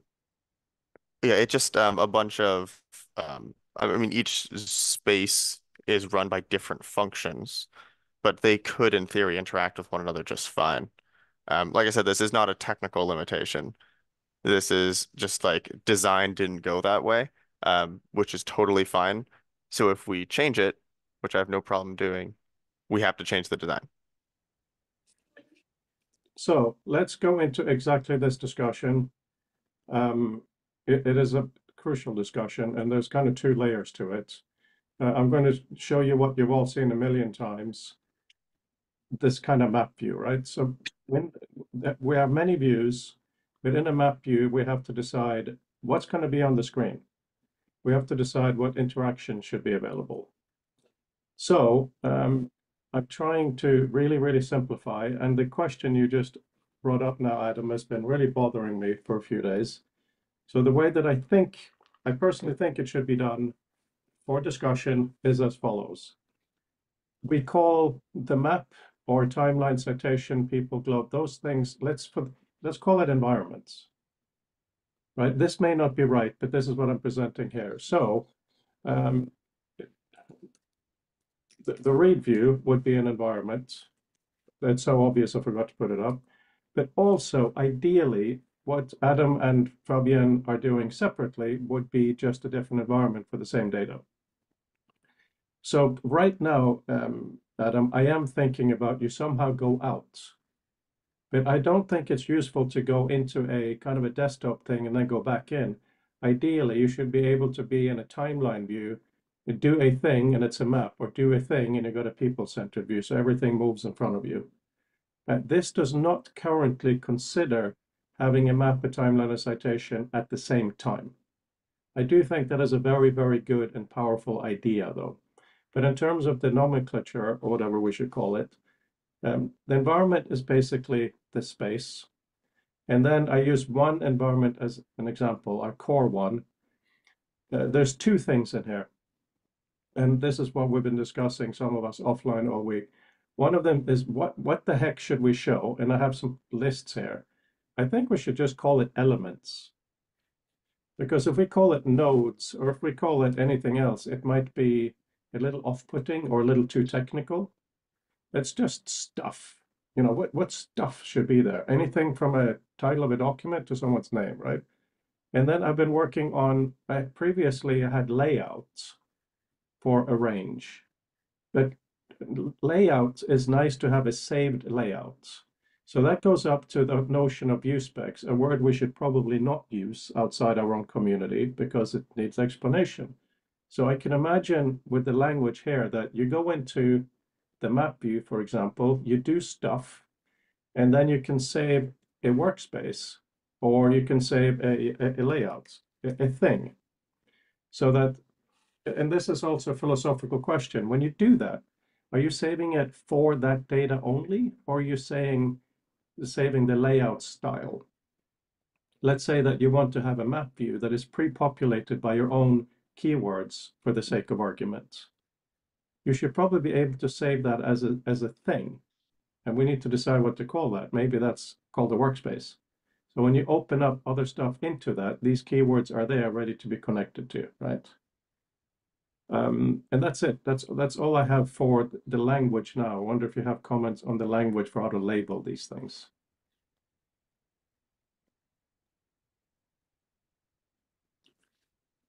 Yeah, go on. Whoever, I can't see. Jeannie, you go first. Mark's first, and I'm second. Okay, right. I'll try and be as succinct. Fair chance. Okay, so my gut feeling is the environment is the whole thing. So it's modal, it's the whole thing you're in. And my question about whether we can nest environments goes back to this point that, to me, all these things. So the question is about elements and giving them a name is how changeable they are. See, to me, I think of it, you put a point in this environment and you tell it what it is by the metadata that arrives. So if you tell it it's a text or a text sort of reading frame, it becomes that. If you tell it it's now, I don't know, a pink elephant, it becomes a pink elephant. It doesn't need to know what it is. So I think what you're talking about elements, to me, sound more like the metadata. I mean, the classes of things that you'll have in the metadata. I know it's a sort of wafer thin difference in a sense, but I think it fundamentally changes the flexibility, because I think if you start sort of having these fixed elements, it just makes the whole thing more complicated, because we know we're going to have to put data behind all these things. So if we just say that, okay, well, a thing that is a timeline will expect to have the following information, or this thing can not only have a timeline identity, but it might have a person identity. So the timeline might be the person's significant things that have happened. So I'm not saying the elements aren't necessary, but I'm not sure I'd use this approach, or I wouldn't treat them as things within the map. I think that the more interesting question is, or maybe we need a separate name for the sort of top level environment. In other words, if you close everything back to the dot in the middle of the screen, that's your environment in a sense, in certainly in the immersive sense. Whether within that we are technically and indeed would wish to be able to, in essence, host another viewable environment, like a snippet of a timeline or something, or we might use Leon's idea of almost diving through a window into another one. I don't quite know, but my gut feeling is that we don't want to be putting in structure where we don't need to. So I think what we want to do is we want to put the structure in the metadata. So we've got all that classification, and it can continue to evolve. Because the other thing is, if we try and make a list now, the one thing you know is by next week we'll have found there was something that either shouldn't have been on it or needs relabeling. And that's not because we made a mistake today. It's a discovery process, and that's much more flexible if just pushed off into the metadata space, because it's easier to make those changes because you just go to the stored metadata, or you add one to the list. Anyway, I think that's it. I'll stop it. So I wanted to talk, can you go back to the doc you were showing us? Because I like the terminology you're using. Mark and I were going back and forth on Slack, which I thought was really interesting about terminology. And Mark, your point's well taken. In my experience with StorySpace, early StorySpace, nodes were the actual object that you can, that held the lexia, which was the text. The nodes and the lexias were separate entities. And in this context we were talking about on Monday, we were collapsing the two terms, and that was bugging me. So I like the term elements. Anything that's interactable in the space is an element, right? So interactable elements makes a lot of sense to me. We can show them and hide them. So it could be stuff in the menu as a listing in the menu, but then they're the expression in the actual environment. I also like the idea of when we enter into the VR space, we're entering into an environment. And within that environment, there are choices, right? So we're not going to use ViewSpect, I think is what you said, which I thought was useful, but we're going to use the term perhaps landscapes or workspaces, right? Workspace. So we land in an environment, we work with a workspace, we choose one of two or three, and then we interact with elements, right, in that environment. And that terminology makes a lot of sense to me. And it helps to have the same language, I think. So thank you. I mean, Monday was really, really difficult because it had to be, because it had to highlight how specific these language things are. So yeah, okay. Now, okay, in terms of interactions, where I am at, I really think that because if we try to do interactions for a timeline citation, people go blah, blah, blah, it's going to get, I think each one of them will need some kind of specific interaction affordances. Anyway, I still like the idea of elements in a range being two things that you can somehow interact with to get sub-options, such as a range will be what you see here, a range is column and so on, right? I've been very inspired by the whole body in XR thing, and I really, really like our wrist tab. Fabienne, for the 100th time, thank you. So what I'm thinking about is when you're in a map, imagine if you have two balls on your arm, right? I don't know if you can see me, but you have one here, and then you have one on the bendy bit here, the elbow. So if you touch the bendy bit on the elbow, then you get a menu of options here, what elements to see. If you touch the ball on your, where you have your watch, you get all the options for how to arrange it, right? That is the beginning thinking of how we can do that. I see Fabienne has a comment. I look forward to hearing that. The only thing I want to park on the side is how you go back up, or rather how you go then into a timeline view or citation view without having to go to some kind of a desktop. Because I agree with Adam very much that that would be quite artificial. So how you either change what you're in or add to it would be very useful. Fabienne, please. Yeah, I'll show you a piece of art that I made myself. Hopla. I'll try not to shake too much. So that represents a head and hands. I hope, as you can recognize. But the idea was, I think Freud is one based on a discussion we had not too long ago, that indeed the wrist is useful. I think it's powerful because it's tangible, literally, like we can actually feel it, and yet we know where we are, and also it's properly tracked, unlike elbows or knees or whatever, which probably will be in the future, but not today. But why I show you my little drawings is that I think what is interesting is if we do rely on our virtual body, while it overlaps with our actual physical body, having basically an out-of-body experience temporarily is interesting in the sense that I'm here, I'm in XR, I press a button or whatever, and then I step out, or my body represented very minimalistically with a sphere and virtual hands and whatnot is there. And this, I can like bind things on it, like bind actions on the hands, the fingertip, the head, etc. So that's why I use the out-of-body experience as a kind of metaphor, is I think there we get affordances on this that is intangible yet, because if we don't move it, it's I don't think it's practical, basically. I haven't tried this, so it's not, I don't know how practical it is, but it sounds both feasible and I guess quite easy to understand and practical to build on. And I think it's generalized enough, generalist enough that we can do quite a few things there. Like how can we use our body as shortcut and make it configurable, basically. Yes, somebody must have by the way, just as an aside, Dini, I see you talking about the word arrangement. I like that very much. It may not be the same thing. The option here is when you have selected certain things, you can then arrange them as a column or whatever. But the way that you save the layout of the space may not be based only on that. That's why I'm not sure if we should use arrange and arrangements. It's difficult.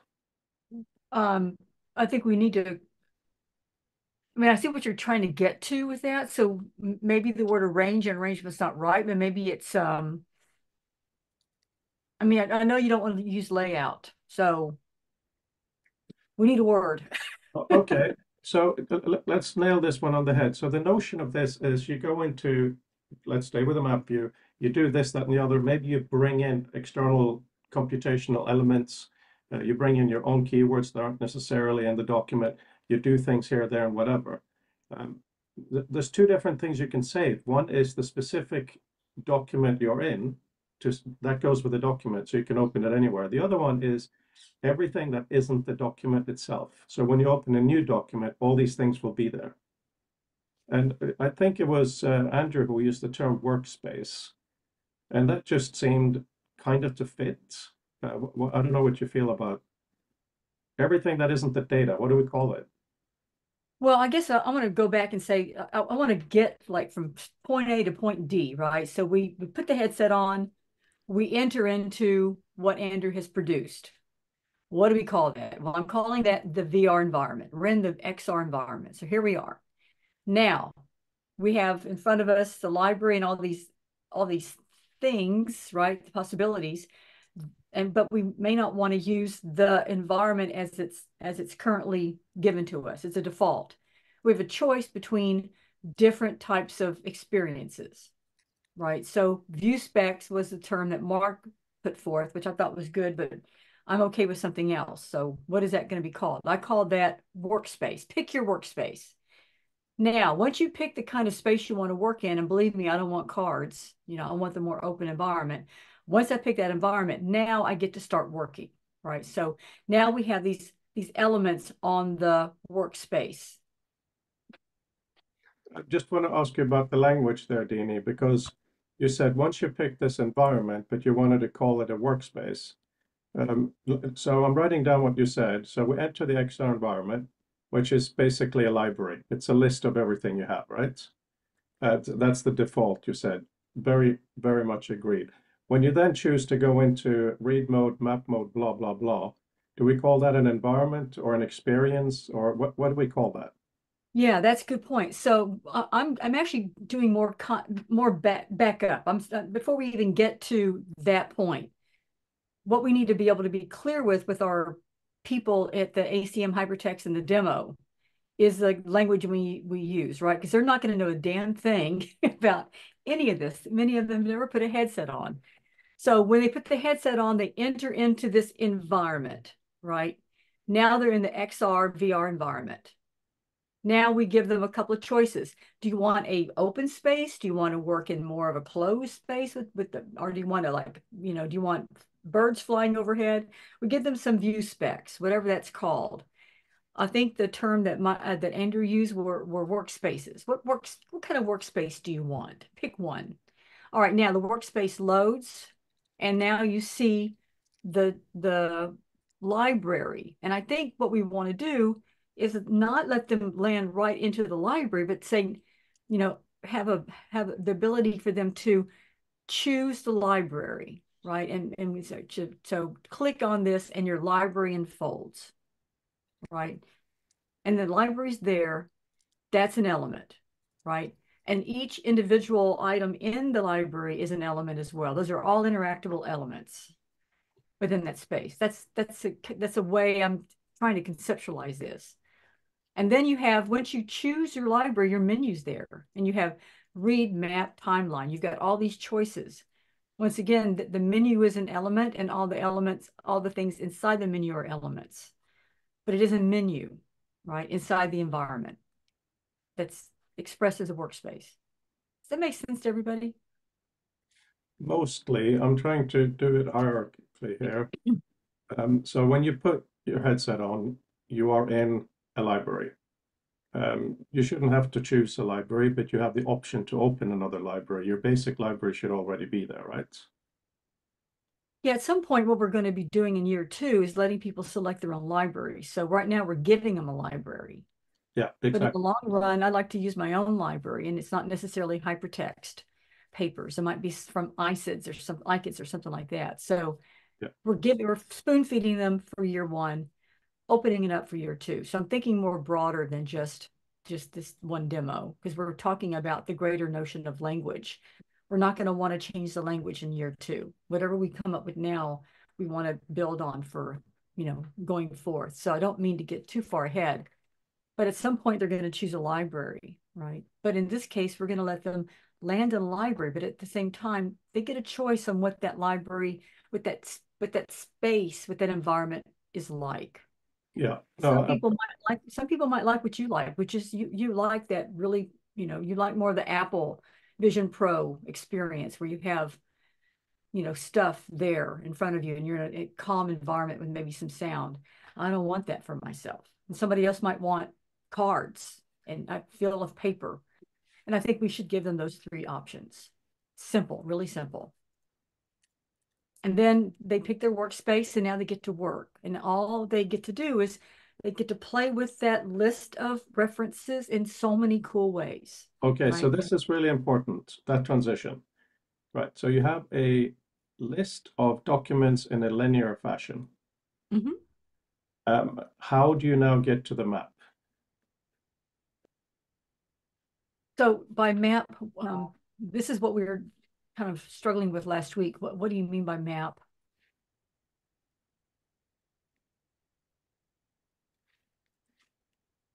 So that you can do things like this.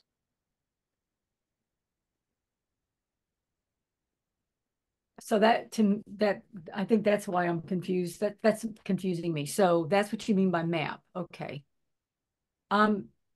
Mark has his hand up. I just quickly, I think where the confusion comes in is, so one of the unintended problems is we're actually we unintentionally gave ourselves a problem. We're going to give people basically a completely artificial selection of documents.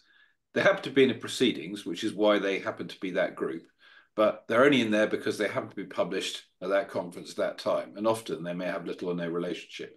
So the map element that we sort of just saw really makes more sense when the data set's a bit more developed, or say you're looking at your whole academic library, because likely you will either know or you have glossed in some way the data such that these relationships can come apparent. Taken cold, a set of things out of proceedings will have not that many connections. So I think that's why it's confusion. And I just throw in one other quick thing is, I sense here there's a sort of, there are two parts to the terminology here. There's the sort of customer facing side, the user side. This is my workspace. There are many like it, but this is my workspace. You know how the mantra goes. So, and that makes a lot of sense because that's what we identify with. I think behind the curtain, it's really quite different. It is just the abstraction that, okay, that thing there. So the thing we're going to give you attached to this point or this environment is this set of metadata, because that just makes it much, much cleaner behind the curtain. So we can build, but as at the human level, we want it to be a bit more formed because that's more comfortable for us. Dina. Let me put this forward. So we land into the space, and that is called the environment, right? The VR environment. And then the library and that mapping thing you're talking about, the workspace are the choices, like how I want that environment to be expressed. What I think is hard for me is the term map for the element that you're showing me, right? So there's got to be a different name for that, because that's not really a map. It's really the interactions. It's really the connections. It's really the expression of what the user is doing in that space. And it's going to change for every user. So it's not necessarily a map, right? It becomes one at some point, but not ultimately. I mean, I've got a library in front of me. There's a library. Now I want to click on touch one of the elements in it, one of the references. Once I do that, I have a menu that comes up, and it has different things I can do. I can see the abstract. I can pull up the full text version. I can just see the authors and background, authors information and the publication date, get some of that metadata, so I select abstract. Now I can see the abstract for that reference, right? So that to me is not a map. That's actually something else. And I don't know what that is. And there's got to be a better word for that. Ultimately, when we lay out that whole thing and we have all those interactions and stuff, that's definitely mapping. But the initial action is not, the initial expression of the act is not a map. Does that make sense? So sorry, anyone else have something on that first? I'm sorry. Okay, so the question is then, in order to get into what will be called a map or knowledge map or something entirely different, or a timeline view, or a citation view, etc., my expectation is the user has to choose to open a paper or proceedings to go into those workspaces. They don't just do a map of the library entire collection by itself. Is that agreed or not? I mean, at some point they should be able to open multiple timelines for different documents and view them together and have them overlap. But please, yeah, Mark. Yeah, and I'll state this as gently as I can. Yeah, I get a bit more worried by the must. I mean, the thing is, we're doing two separate things here, really. We're trying to work out the script of a demo where we want to take people through a list of things in an order that they'll understand so they don't get lost. But actually, the bits we're using are actually much more generic. we're only starting in a library because for our demo, we decided we'd start in a library. I mean, if that's the only place I could start forever in XR, I'd feel a bit sad because, you know, what as the experiment grows, as the environment grows, I'll put in what I want to see. So I just think we need to keep those two strands separate in our mind, because otherwise all that happens is we design ourselves into a corner, and it's like going to the library and saying, asking for the book that's the logical next thing to the shelf in front of you, and someone says, "Oh no, that's on floor 4." You know, Dewey Decimal System. Thanks. And we don't need to do that in XR. We really don't, because we've got all the information under the hood, behind the curtain. We can do that. And if we want the pink pony to be a green elephant, we can do that. If we talk too structurally about sort of it, you know, you can't do this in a timeline view, or you can't do that in a map. I don't think we need to be that prescriptive. Otherwise, we're dragging forward constraints of the past, which were constraints partly of the display space and partly of the way things were constructed. We're dragging those forward in a way that we don't need to. But I totally accept that for the terms of the demo, we can't just throw everything at the wall, because it'd be way too much for the user. But I would urge that we don't start in defining the demo. We shouldn't be defining actually the sort of what the space is. They're separate things. The demo are the terms that we use to make it understandable to the new person doing the demo, but that doesn't define what the space is.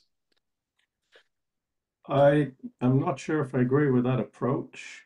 I do agree that in XR we have huge opportunities, but I do think that we do need first to look at our audience, which is an academic looking at papers.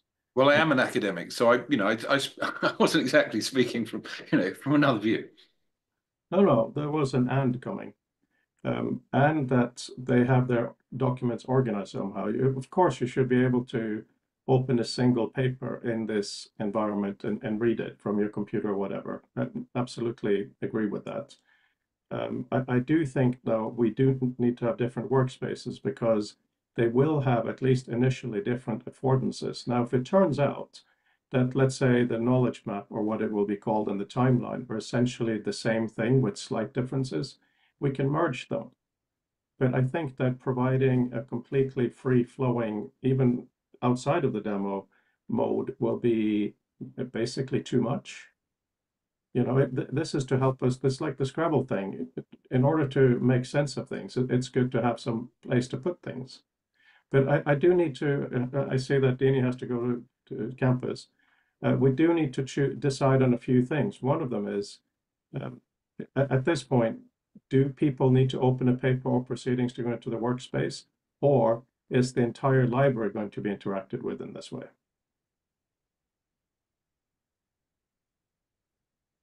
Well, are you talking about the specific demo or the whole? I mean, I'm talking about this the whole is the thing. problem for the demo. I'm not talking about a demo. I'm talking about the things that we're building, and I do think it's the same thing. But sorry, Adam, was that your hand up, or were you? Yeah, but it's kind of today we said that we were going to talk about the mapping, and I think the mapping view, looking at the Sloan grant, is kind of listed as future or advanced work, and we haven't done the basic things yet. So I would propose to hold off a bit with the mapping view, because its value to academics is not fully established yet, I think. Listening to the recordings of Dini and Mark and my own intuitions as well, it's not really clear what value it brings.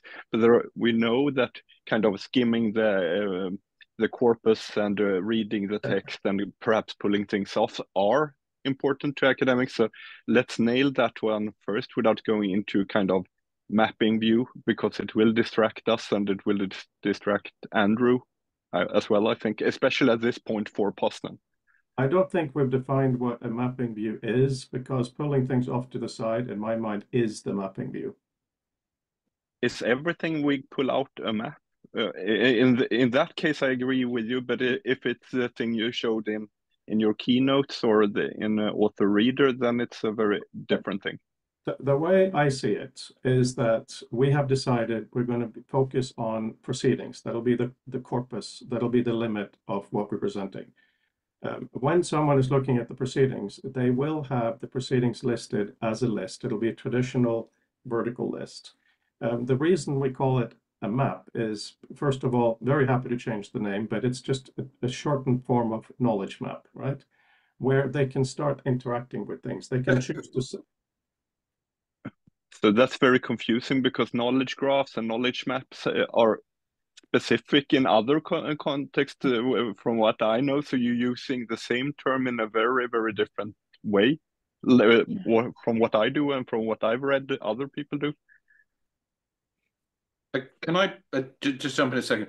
Part of the confusion that's arises is you're absolutely right. I don't think a lot of people use mapping. The people who understand mapping are probably overlap with the people who use knowledge exploration and tools for thought, which is a fairly niche thing. It has a sort of overlap because through parallel evolution, story space has similar maps.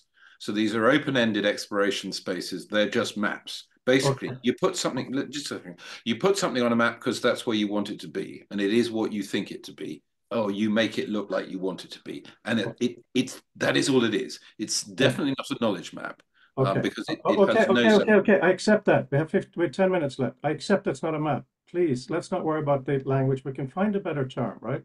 But one of the things I believe we have decided, in addition to using the proceedings, is that we should use the XR space, not just do lists and boxes, right? So the thing space, what we are in, should be richly interactive in order for the user to be able to find out whether these documents, papers are worth reading or not, right?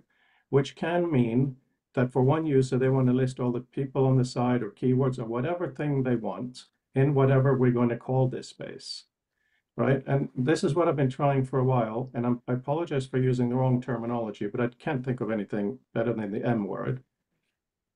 I can't either, but I think this is something we can ponder. You know? Okay. I think we've got a really good thing to work on, and that is this vocabulary. And I think there's nothing wrong with what you've done, but it's a starting point. Yeah, but we need to get past this, okay? Because it is really going in circles. And the incredible thing we have here is the guy sitting with the beanie hat. Andrew is building this, and that takes us out of discussing this in circles forever, which is just insane, right? I'm so grateful for Deanie and Andrew for making this real. Now, let's just call it the M word, right? So what we need to agree on a few things. I mean, Fabienne, better name, great. Let's use it. This is what we need to agree with before Deanie runs off. User goes into a thing, we're now calling that the environment. In there, they have one library or more. They can either open more or less. When they open a proceedings, forget about paper for now, they are in a basic environment for that, but they just see them listed. In that, we're going to call it again, the default one is the M word. They can start doing things to it.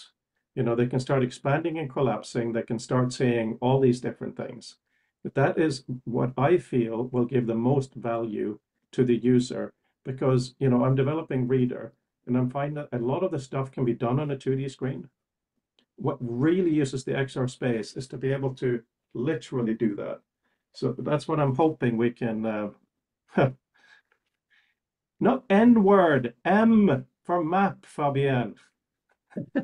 I'm sorry, I didn't even get that. You are right. That could very easily be misheard. Thank you. That's both funny and very sad.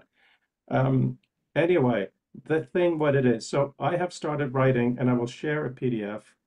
Please, guys, in the last few minutes, just on your own, just write down the kind of stuff. Actually, you know what? I'll show you. It's very simple. Dinny, if you got to run, you got to run. I gotta go. Bye. Okay, yeah.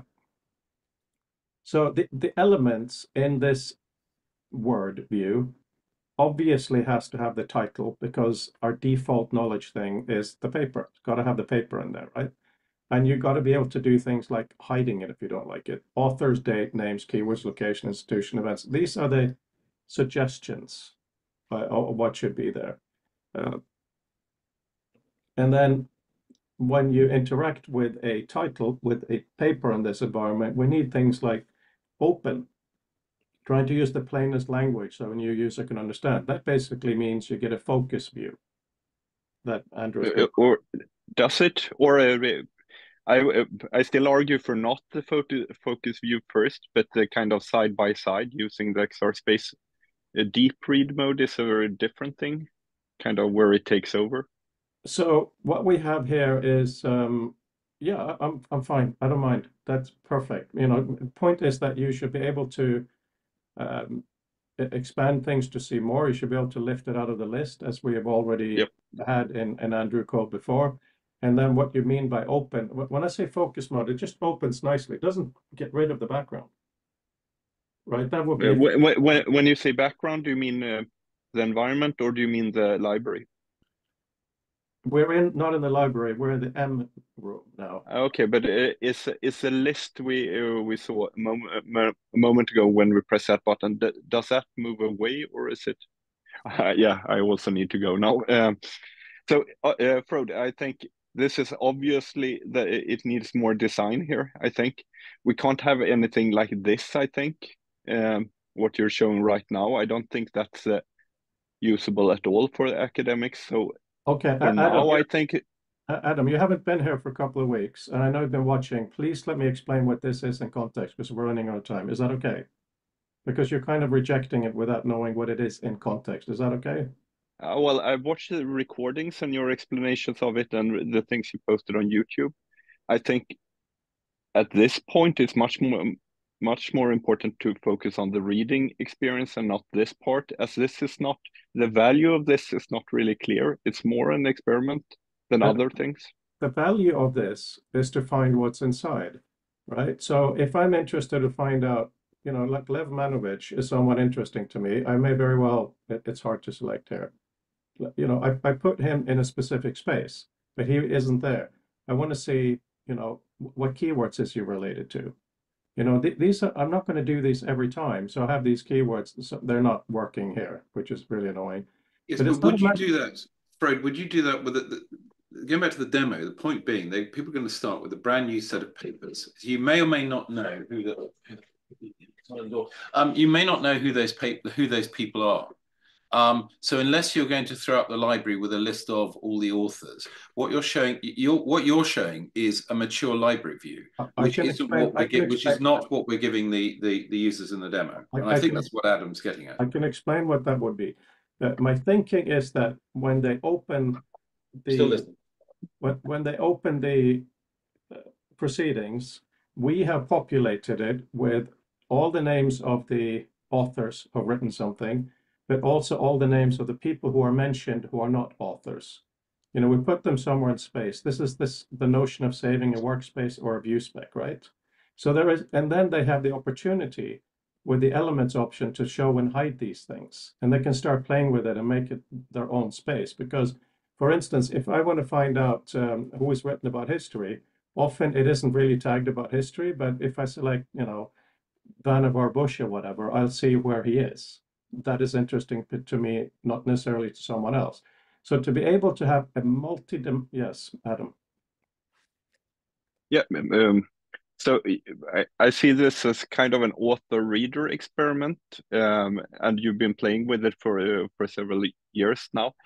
Isn't it better to do it there and not take the high risk of doing it in XR and it was flat for the demo in Poznan? I mean, to me at least, I don't know how to put it, but it feels unpolished. Not even it's not about polished.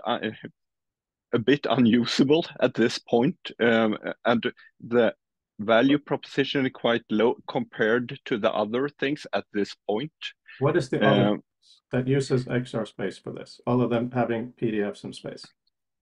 Well, the things I described, seeing a library, seeing a sub-collection, seeing different sub-collections, seeing abstracts, picking up a document either in PDF image form, browsing through the pages, but preferably a more kind of flexible thing like the HTML we have.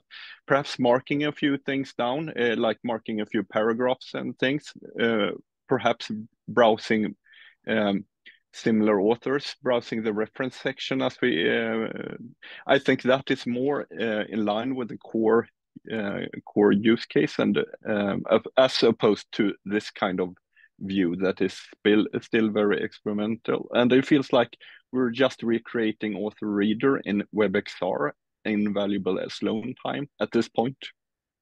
Is that really a good use of time at this moment? Okay, it's okay. It's kind of annoying, Adam, because some of these things I believe had been decided in the group. First of all, not to deal with libraries, but to deal with proceedings. It's been over a month. That proceeding is the core thing. And secondly, when I use the M word, and I'm sorry that some people find it offensive, all I'm saying is that we present proceedings in a list, and then you can do things with it. That is all I'm saying. No, well, that's the thing you've shown us in the documents and you've written down are not that. It's very different things. So it's a bit unfair to characterize our critique right now as that we're talking about the same thing. The Yep. list and the reference list, nobody challenged that. We challenged the notion of like pulling authors out and making some sort of automatic layout that is unknown to a new user in Postman. And it has a very unclear value proposition compared to other things you can do with your limited time on Earth. So Okay. that's the kind Okay. of the. Adam, okay. I find this annoying. I'm going to see you in a week. We will keep this discussion, but you know, these meetings are tough. I mean, quite a few times I've been sworn at today. You know, Deanie has called me the F word quite a few times. And then there's a huge discussion around the word you use map. You and Fabienne are both coming in to do amazing stuff in parallel, right? I have been fighting now for a few weeks just to find out when you are reading proceedings, what should be on the screen that you can show and that you can hide. I am not at all trying to get the map view of author in there. I can do that on my own. It is the beginning of just saying, to me, it seems that instead of having lots of little rectangles floating about, to be able to build relationship, to see things, to interact with it has value. If you don't agree with it, that is totally fine, but I would really like to see more specifically what you mean by that. Because to me, you know, I'm working on a 27-inch screen, large like you all have, and I can get to a certain point where it is, and by the way, the map view in author doesn't even work properly, so I'm not in all trying to copy it. That there's a lot of documents in the proceedings. I find most of them boring. A lot of the ones from last year have nothing to do with hyperwords, like, excuse me, hypertext, I think. It's geographical stuff. I don't want to see them.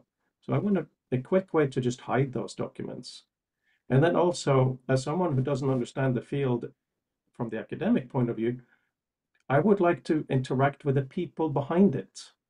And whatever we call those views, whether it's a citation tree that you're working on or whatever it is, I think it has some value, but Yeah, I'm not arguing against the last thing you said, but you said so many things. I think working with the references and perhaps following kind of filtering by people, that's fine. But what you're showing is something much more elaborate and also complicated and with a bit unclear value at this point, as you haven't been able to figure it out in author and reader, as you say, yet. it's because I lost my programmer.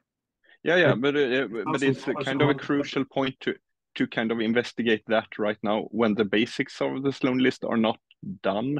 It's really that's what I'm saying. It may sound harsh, but it felt like you jumped away from the library and reference section to this mapping view a bit too quickly right now. Okay, so Yeah.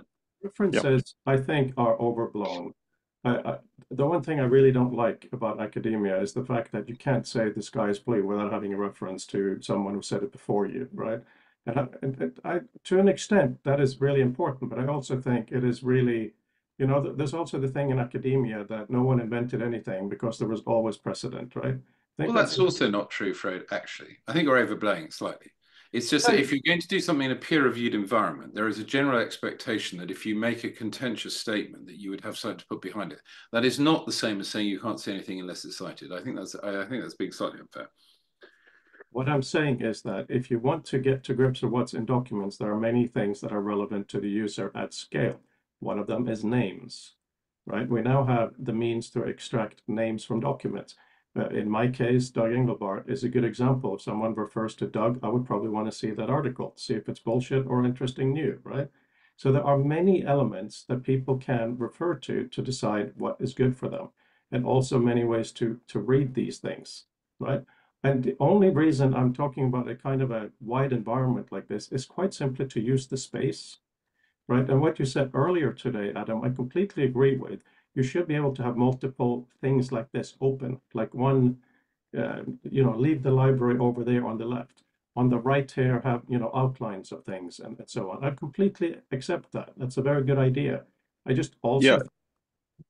So, but from hearing Mark and Dini talk about academic work, they have been more concerned with the ideas in the papers and perhaps the reference trail and so on, than actual kind of having people browsing or kind of jumping between people. Of course, that could be a nice thing to do now and then and watch people, but for more serious academic work, I think the ideas in themselves and how much they are supported and the kind of more involved knowledge work is what we're aiming for here for the academic, or else we will be felt very superficial. And if we come to Poznan, then all you can do, or the most of the features are about kind of just discovery and surfing different people and following that kind of very light surfing of the surface and not anything in depth. Okay, this is really annoying, Adam, because I haven't suggested anything of the sort, right? I don't understand why this is so contentious, other than, you literally haven't been here. I don't think it's contentious, Fred. Mark, let me, please, let me just, like Dini said, let me speak. You don't need to be offended all the time when Dini says something to you, or you're doing the same thing. The critique is not more against the idea of having the map, not against you, and we're losing valuable time if you take it as a critique, and if it's kind of everything needs to be an emotional reaction in you. I have not said anything against people reading documents. What you said now, I do think was a critique, and I think it was a little bit offensive, because you said if all we show in Potsdam is superficial looking at these things. I'm not at all suggesting that. I've been trying to deal with this for quite a few weeks now, for a view that is very flexible, call it whatever you will, where you have different ways of looking at what's inside the papers. That does in no way preclude interactions with the paper at deeper levels. We just haven't gotten that far. It was only today we even decided what some of these levels are called.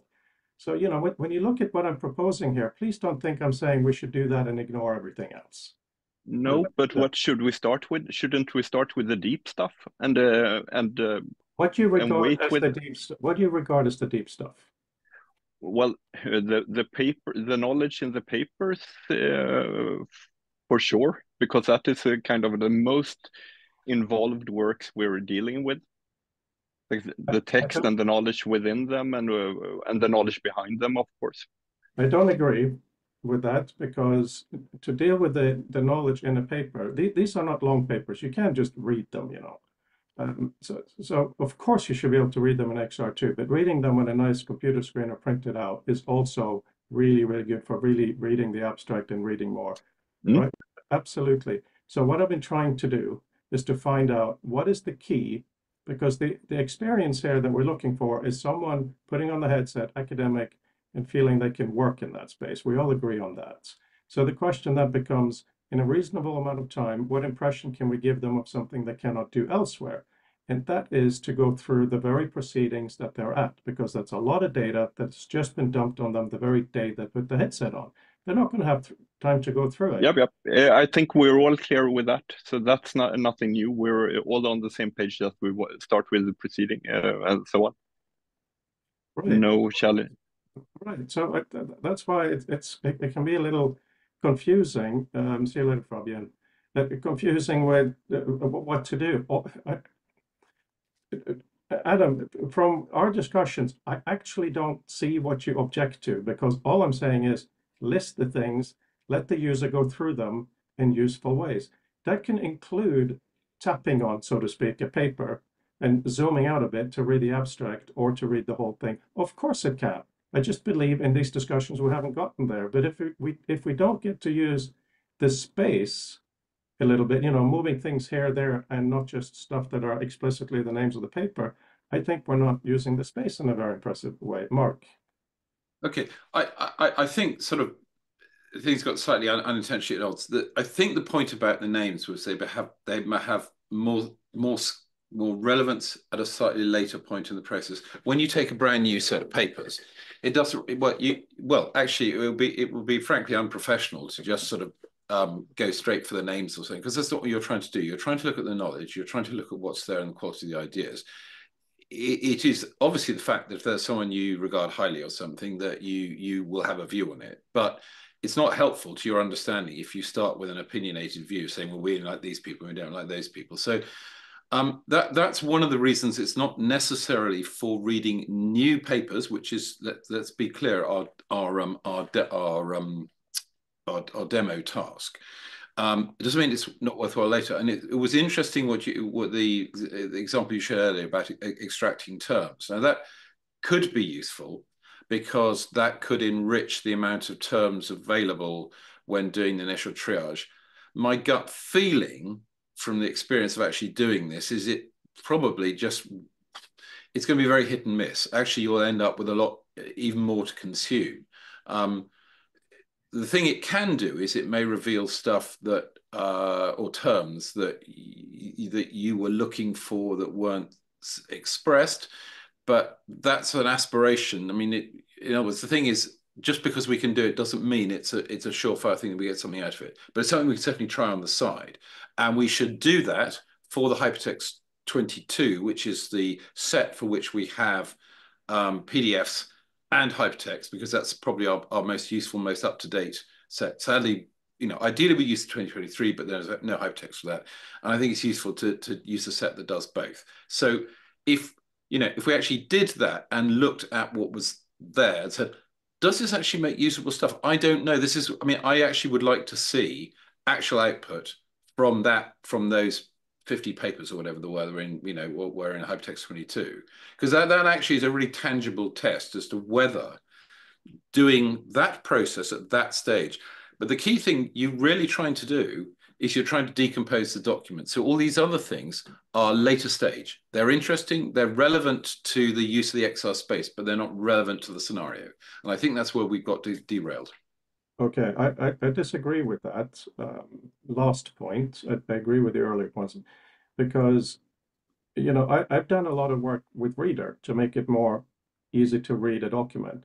And I think for my style of reading, a lot can be done on a 2D screen for one single document, right? To be able to have it out. I mean, I do want your decomposing thing, Mark. I want that strongly, and I've been begging the technical people of our community to be allowed to put some metadata in a document. So when you open it, it does deconstruct, and maybe you have a 3D thing and all of that. I think that is very important. I just haven't seen any effort on it at all, right?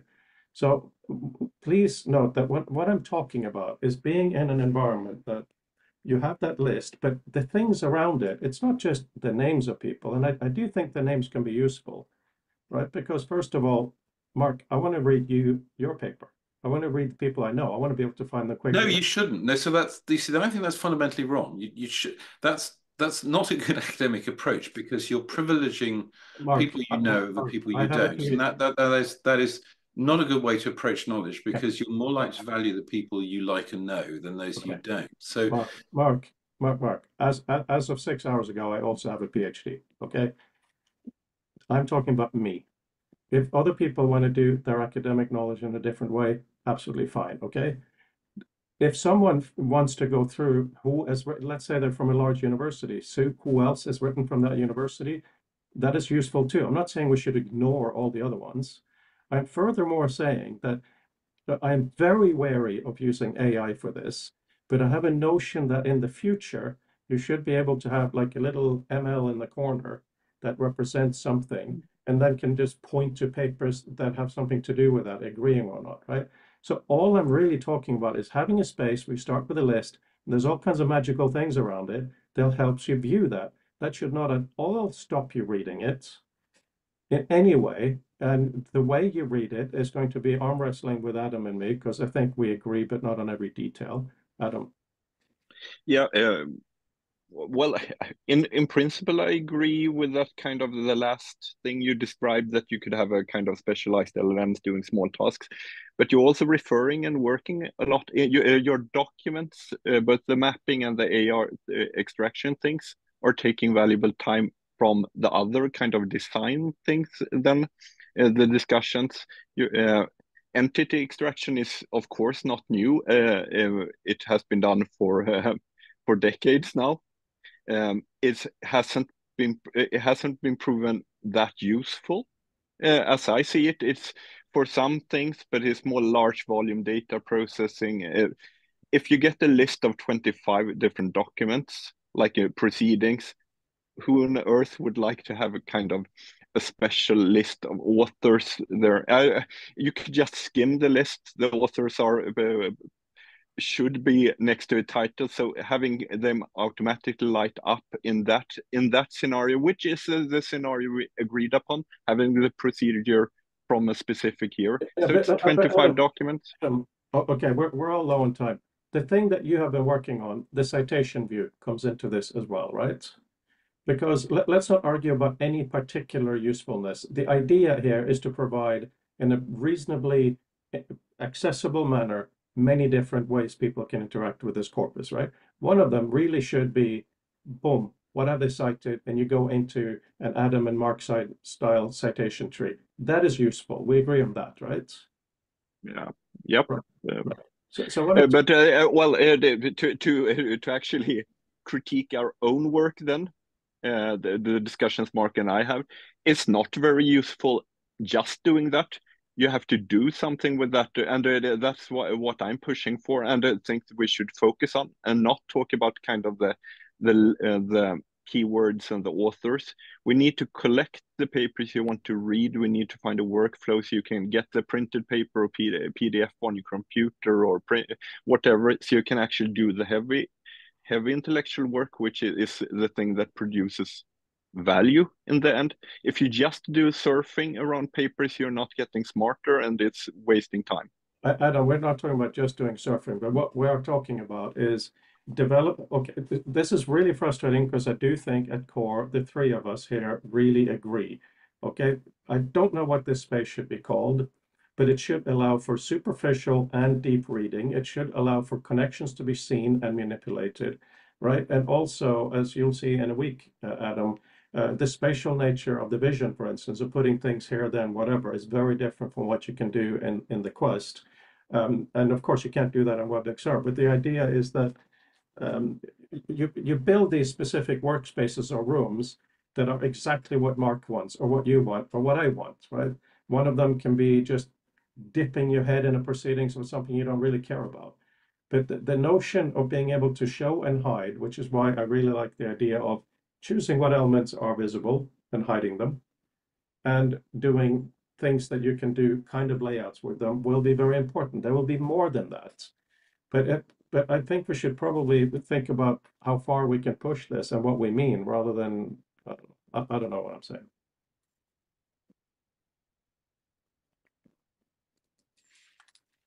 I'm not quite sure.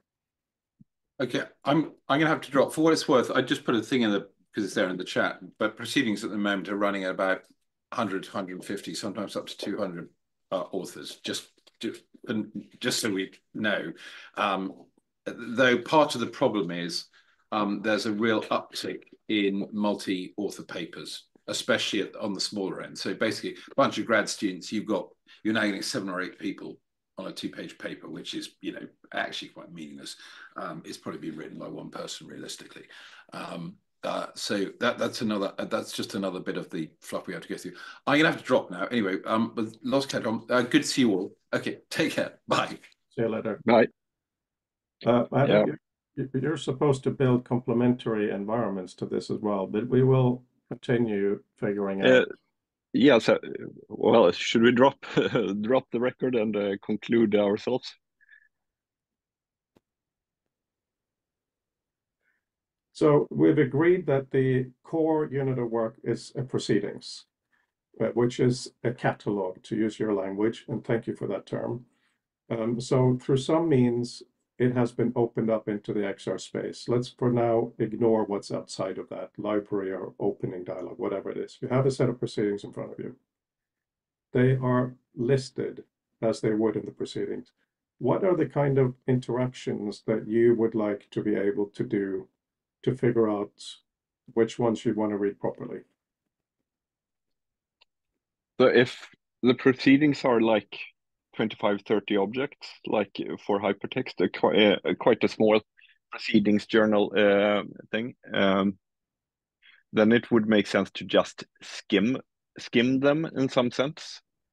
And with skim, I mean, having a way of kind of going piece by piece. I want to know, as it's just 25 of them, I can just as well browse through all of them. It's so small, so just going up and down in some way. If it's waving or if it's kind of a button to press, but going line by line or paper by paper, seeing title, abstract, perhaps conclusion, and the authors, of course, having that kind of specialized metadata view would make much sense to me, to see if it's, and some way of marking things as well. I want to read this or I want to kind of collect this. So a thumbprint or a button to say mark this for this session. So you, in the end, you have 3 papers out of 25 that you actually want to read more. Now you have a small collection that you want to take, perhaps even to your printer, but to your tablet or to your computer at some point. You want to read them, or maybe you just want to read 1 paper, but you want to skim electronically. You want to skim 3 papers, and perhaps you want to read 1 of them. So a way of marking papers from that list to read more of is an important part. And I would love to see the document in there immediately, of course. So if you have access to the journal, and we assume we have, if you want to skim the text immediately to see if your intuition is right, those 3 papers, if one of those papers are worth reading, but at least you want to skim them to see if to have a vague first-hand look at them, and skim the paper is actually reading the text. If it's a long scroll or if it's kind of PDF papers, I don't think that it's so important at this point, because you just want to readable text. So a large PDF or a beautifully rendered scroll in some way. And I guess at that point you may want to do some margin markings as well. Maybe not even text extractions, but just mark a few places in the margin, either with a interesting quote or into some sort of point that you want to ponder or use in your own essay. I think for Poznan, we said that the one of the use cases, at least, is that someone is writing a paper. So let's see, let's assume they read or skim the 25 papers in the proceedings to see if there is something new on their particular topic that they're writing a paper on. And perhaps in one paper, there is one interesting thing to cite. Say, I want to mark that in the margin of that paper, so I can have it. Okay. The things you do in a reference manager, of course, you do that kind of markup in there, but it's a very sterile environment, and most people don't love they use it, but they don't like it. So that is a workflow that goes with what we said for Poznan, I think. I agree with all of that. Just going to briefly share my screen here. So in Reader, you have the ability to do colors, right? I think it might be useful to not do colors, but to do interesting, good facts. This is wrong. You know, to make these semantic. Yep. So whether that's done in 2D or 3D, I don't care about. I'm completely in agreement with everything you said. the only reason I'm talking about the contentious map view is over time, you build yourself a way you can get a better sculpture of what this is. So that what I found was interesting in my own testing in just author, which is very subpar, is just having extracted names of people that I care about that are important in the industry, Vannevar Bush or whatever, right? Put them in a column somewhere. So if I select them, I can see who was written about them. That has real value to me, right? There's other information that should be in the metadata that isn't, such as which one won best paper, which got the newcomer award, all of these things. Is there somebody who's won a newcomer award before? Because academia is very much about the people, not just the papers. We cite the papers, but we either trust or like the academics or not. You know, Mark and Dini are right in what they say in an ideal sense, but also there will be people they, like any human, just do not like. They don't trust them, right? That may not be in the paper, so that has actual value. The point of this map space really should be initially get rid of the papers that are relevant. Like last year at Hypertext, a lot of it was about geography. No impact on my work. Nothing wrong with it, but no impact. Hide it. The second thing. Let's say if I'm just taking your idea, it's small interaction tangent then. So let's say we have that you marked 5 people that you want to follow, or follow or know if they are mentioned, and you made a list somewhere that you have some action to add them to a list. So when you browse through that list of 25 preceding documents, apart from the metadata, the kind of formal metadata and the abstract and the perhaps summary, that kind of metadata stuff and text,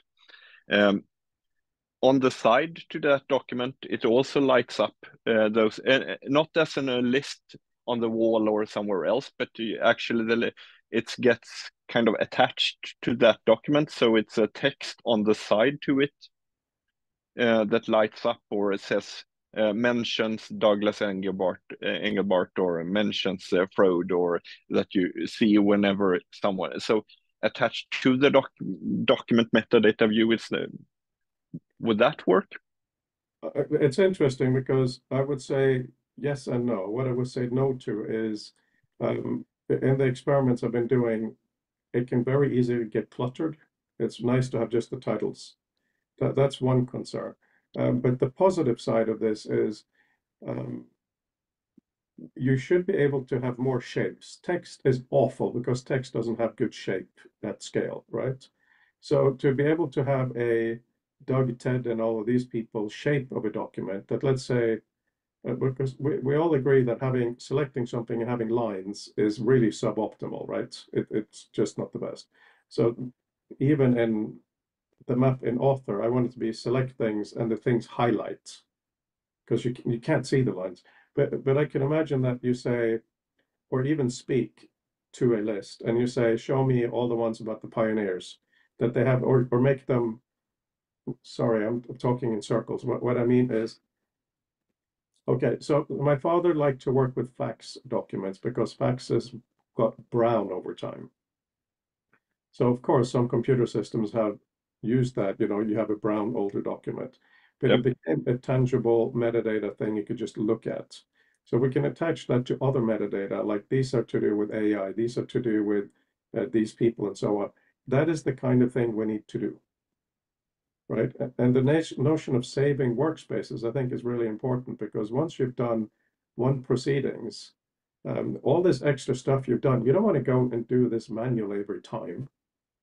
You want to be able to, So you have some sort of template space in a way.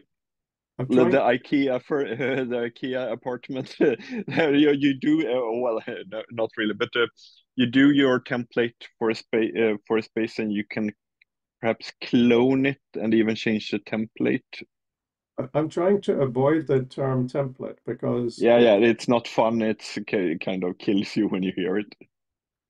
Yeah, but I'm thinking exactly that, which is why I'm happy to go with Dini's arrangements. I don't think that's bad at all. But it's just what I find difficult, talking back to Dini and Mark, and yes, I know we're on the record. They are very good at saying what things should be in general and what it shouldn't be. Now we're at the point where I get frustrated because now we have to find out some initial things that are just has to be. Right. The most of what Andrew has done, he's done it on his own back, interpreting our meetings. I think he's done a tremendous job. But we need to be more prescriptive now and say, this happens with this, and this is viewable by that. And that is really hard to get in our wider community. That's why we need design discussions where everyone's invited, but not necessarily for every topic. Yep, yep, yeah, I agree. And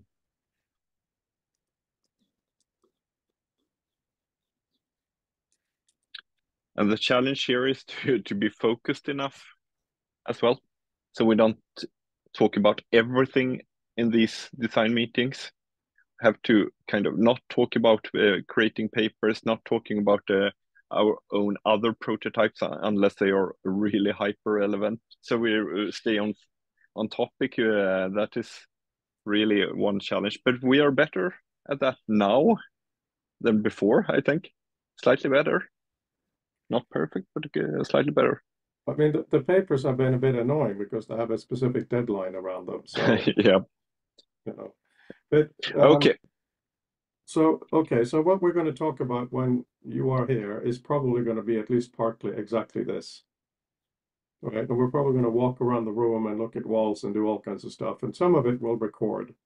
Obviously, most of it's just people hanging out, but I have a 360 camera now that's a bit better than the old one, so I can imagine we have a design session where blah blah blah blah blah, right? And Fabian may very well start writing things on card as he does. That's useful too. But that's in a few days, and we'll meet Monday, Monday morning for something. Yeah, I understood. Today it sounded a bit different, but isn't Fabian coming to that meeting? Yes. So it's not necessary. You said it was about my design, but I think perhaps we do it about the whole design, kind of. On the Monday meeting, yeah, we'll see. Monday morning, the kind of European design meeting. Should we do that about the continue what we've done now with Mark, you, me, and Fabienne, just to see if we can get the workflow a bit better here, to see where our prototypes potentially fit in, or if they are side by side, or if they are very modal in that you go into one mode, Fabienne mode, Adam mode, or Andrew mode, or Frode mode. I agree. I'll send out a message. While I have you, I'm going to use your brain for one last quick thing. If I change the annotation thing to be not colors but semantic values, we're not going to save the entire world now. But a problem has been with Mark and Dini. They went through one of my documents, one of the PDFs, and absolutely mangled it, as they should. But the point was there were a lot of things all over the place. So what we talked about, what about interesting, issue, agree, wrong, whatever? What kind of things might we want to have on?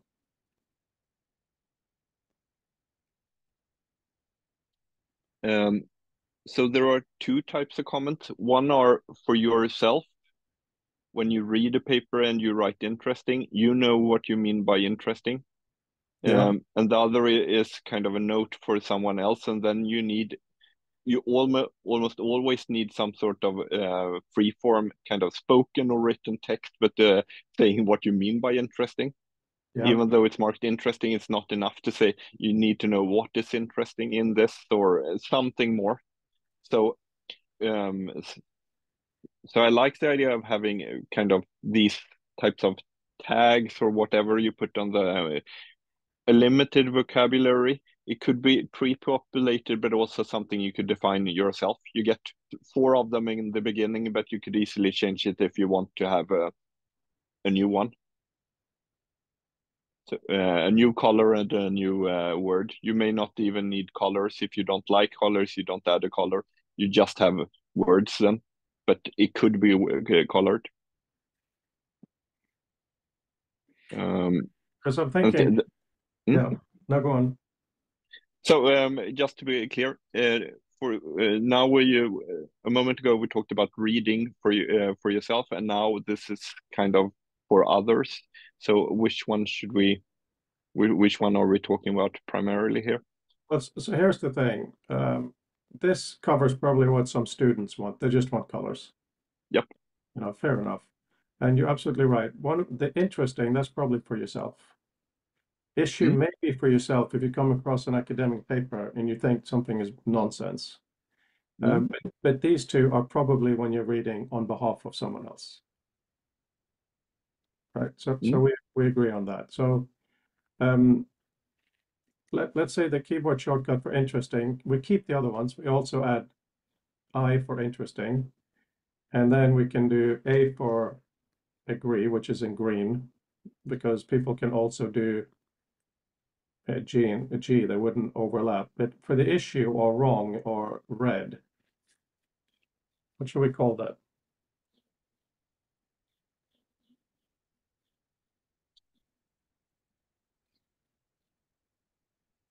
Yeah, the word, I don't know. I think this whole menu should be user definable. Is my first thing, but we're having a good word from the start is of course good. I'm thinking while you're doing this, I'm thinking about voice annotation.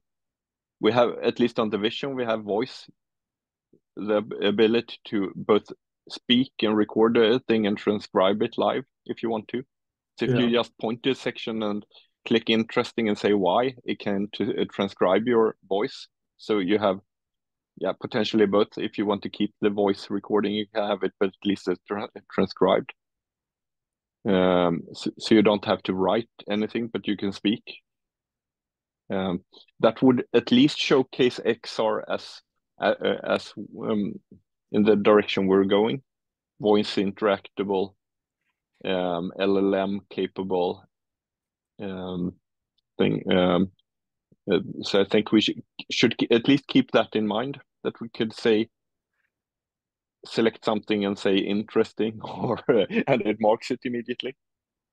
Oh yeah, no, I do agree with that. I think this is all we need, actually. By the way, we keep the normal colors. Of course, they should be user definable, but as you also said, of course, we need to have something. You start with set. You can remove them if you really don't like them, but they should transfer from the flatland we have with the reader into XR. Yeah. And back. That's very important, because then you have done something.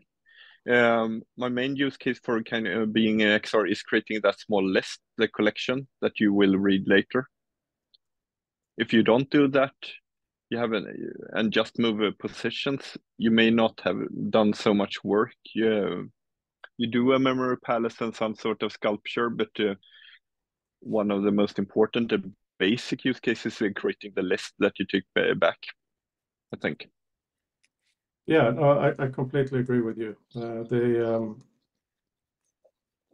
list is absolutely crucial.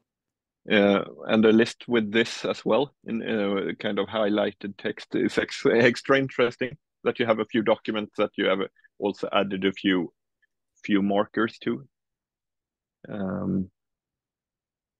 Yeah, I need to go now. I've been and eat a bit, but let's continue this offline and on Monday. So hope Fabienne can be there, and Mark as well, because then we can kind of do a pre Future Text London social. Some good design work. So yeah, we're on record now, but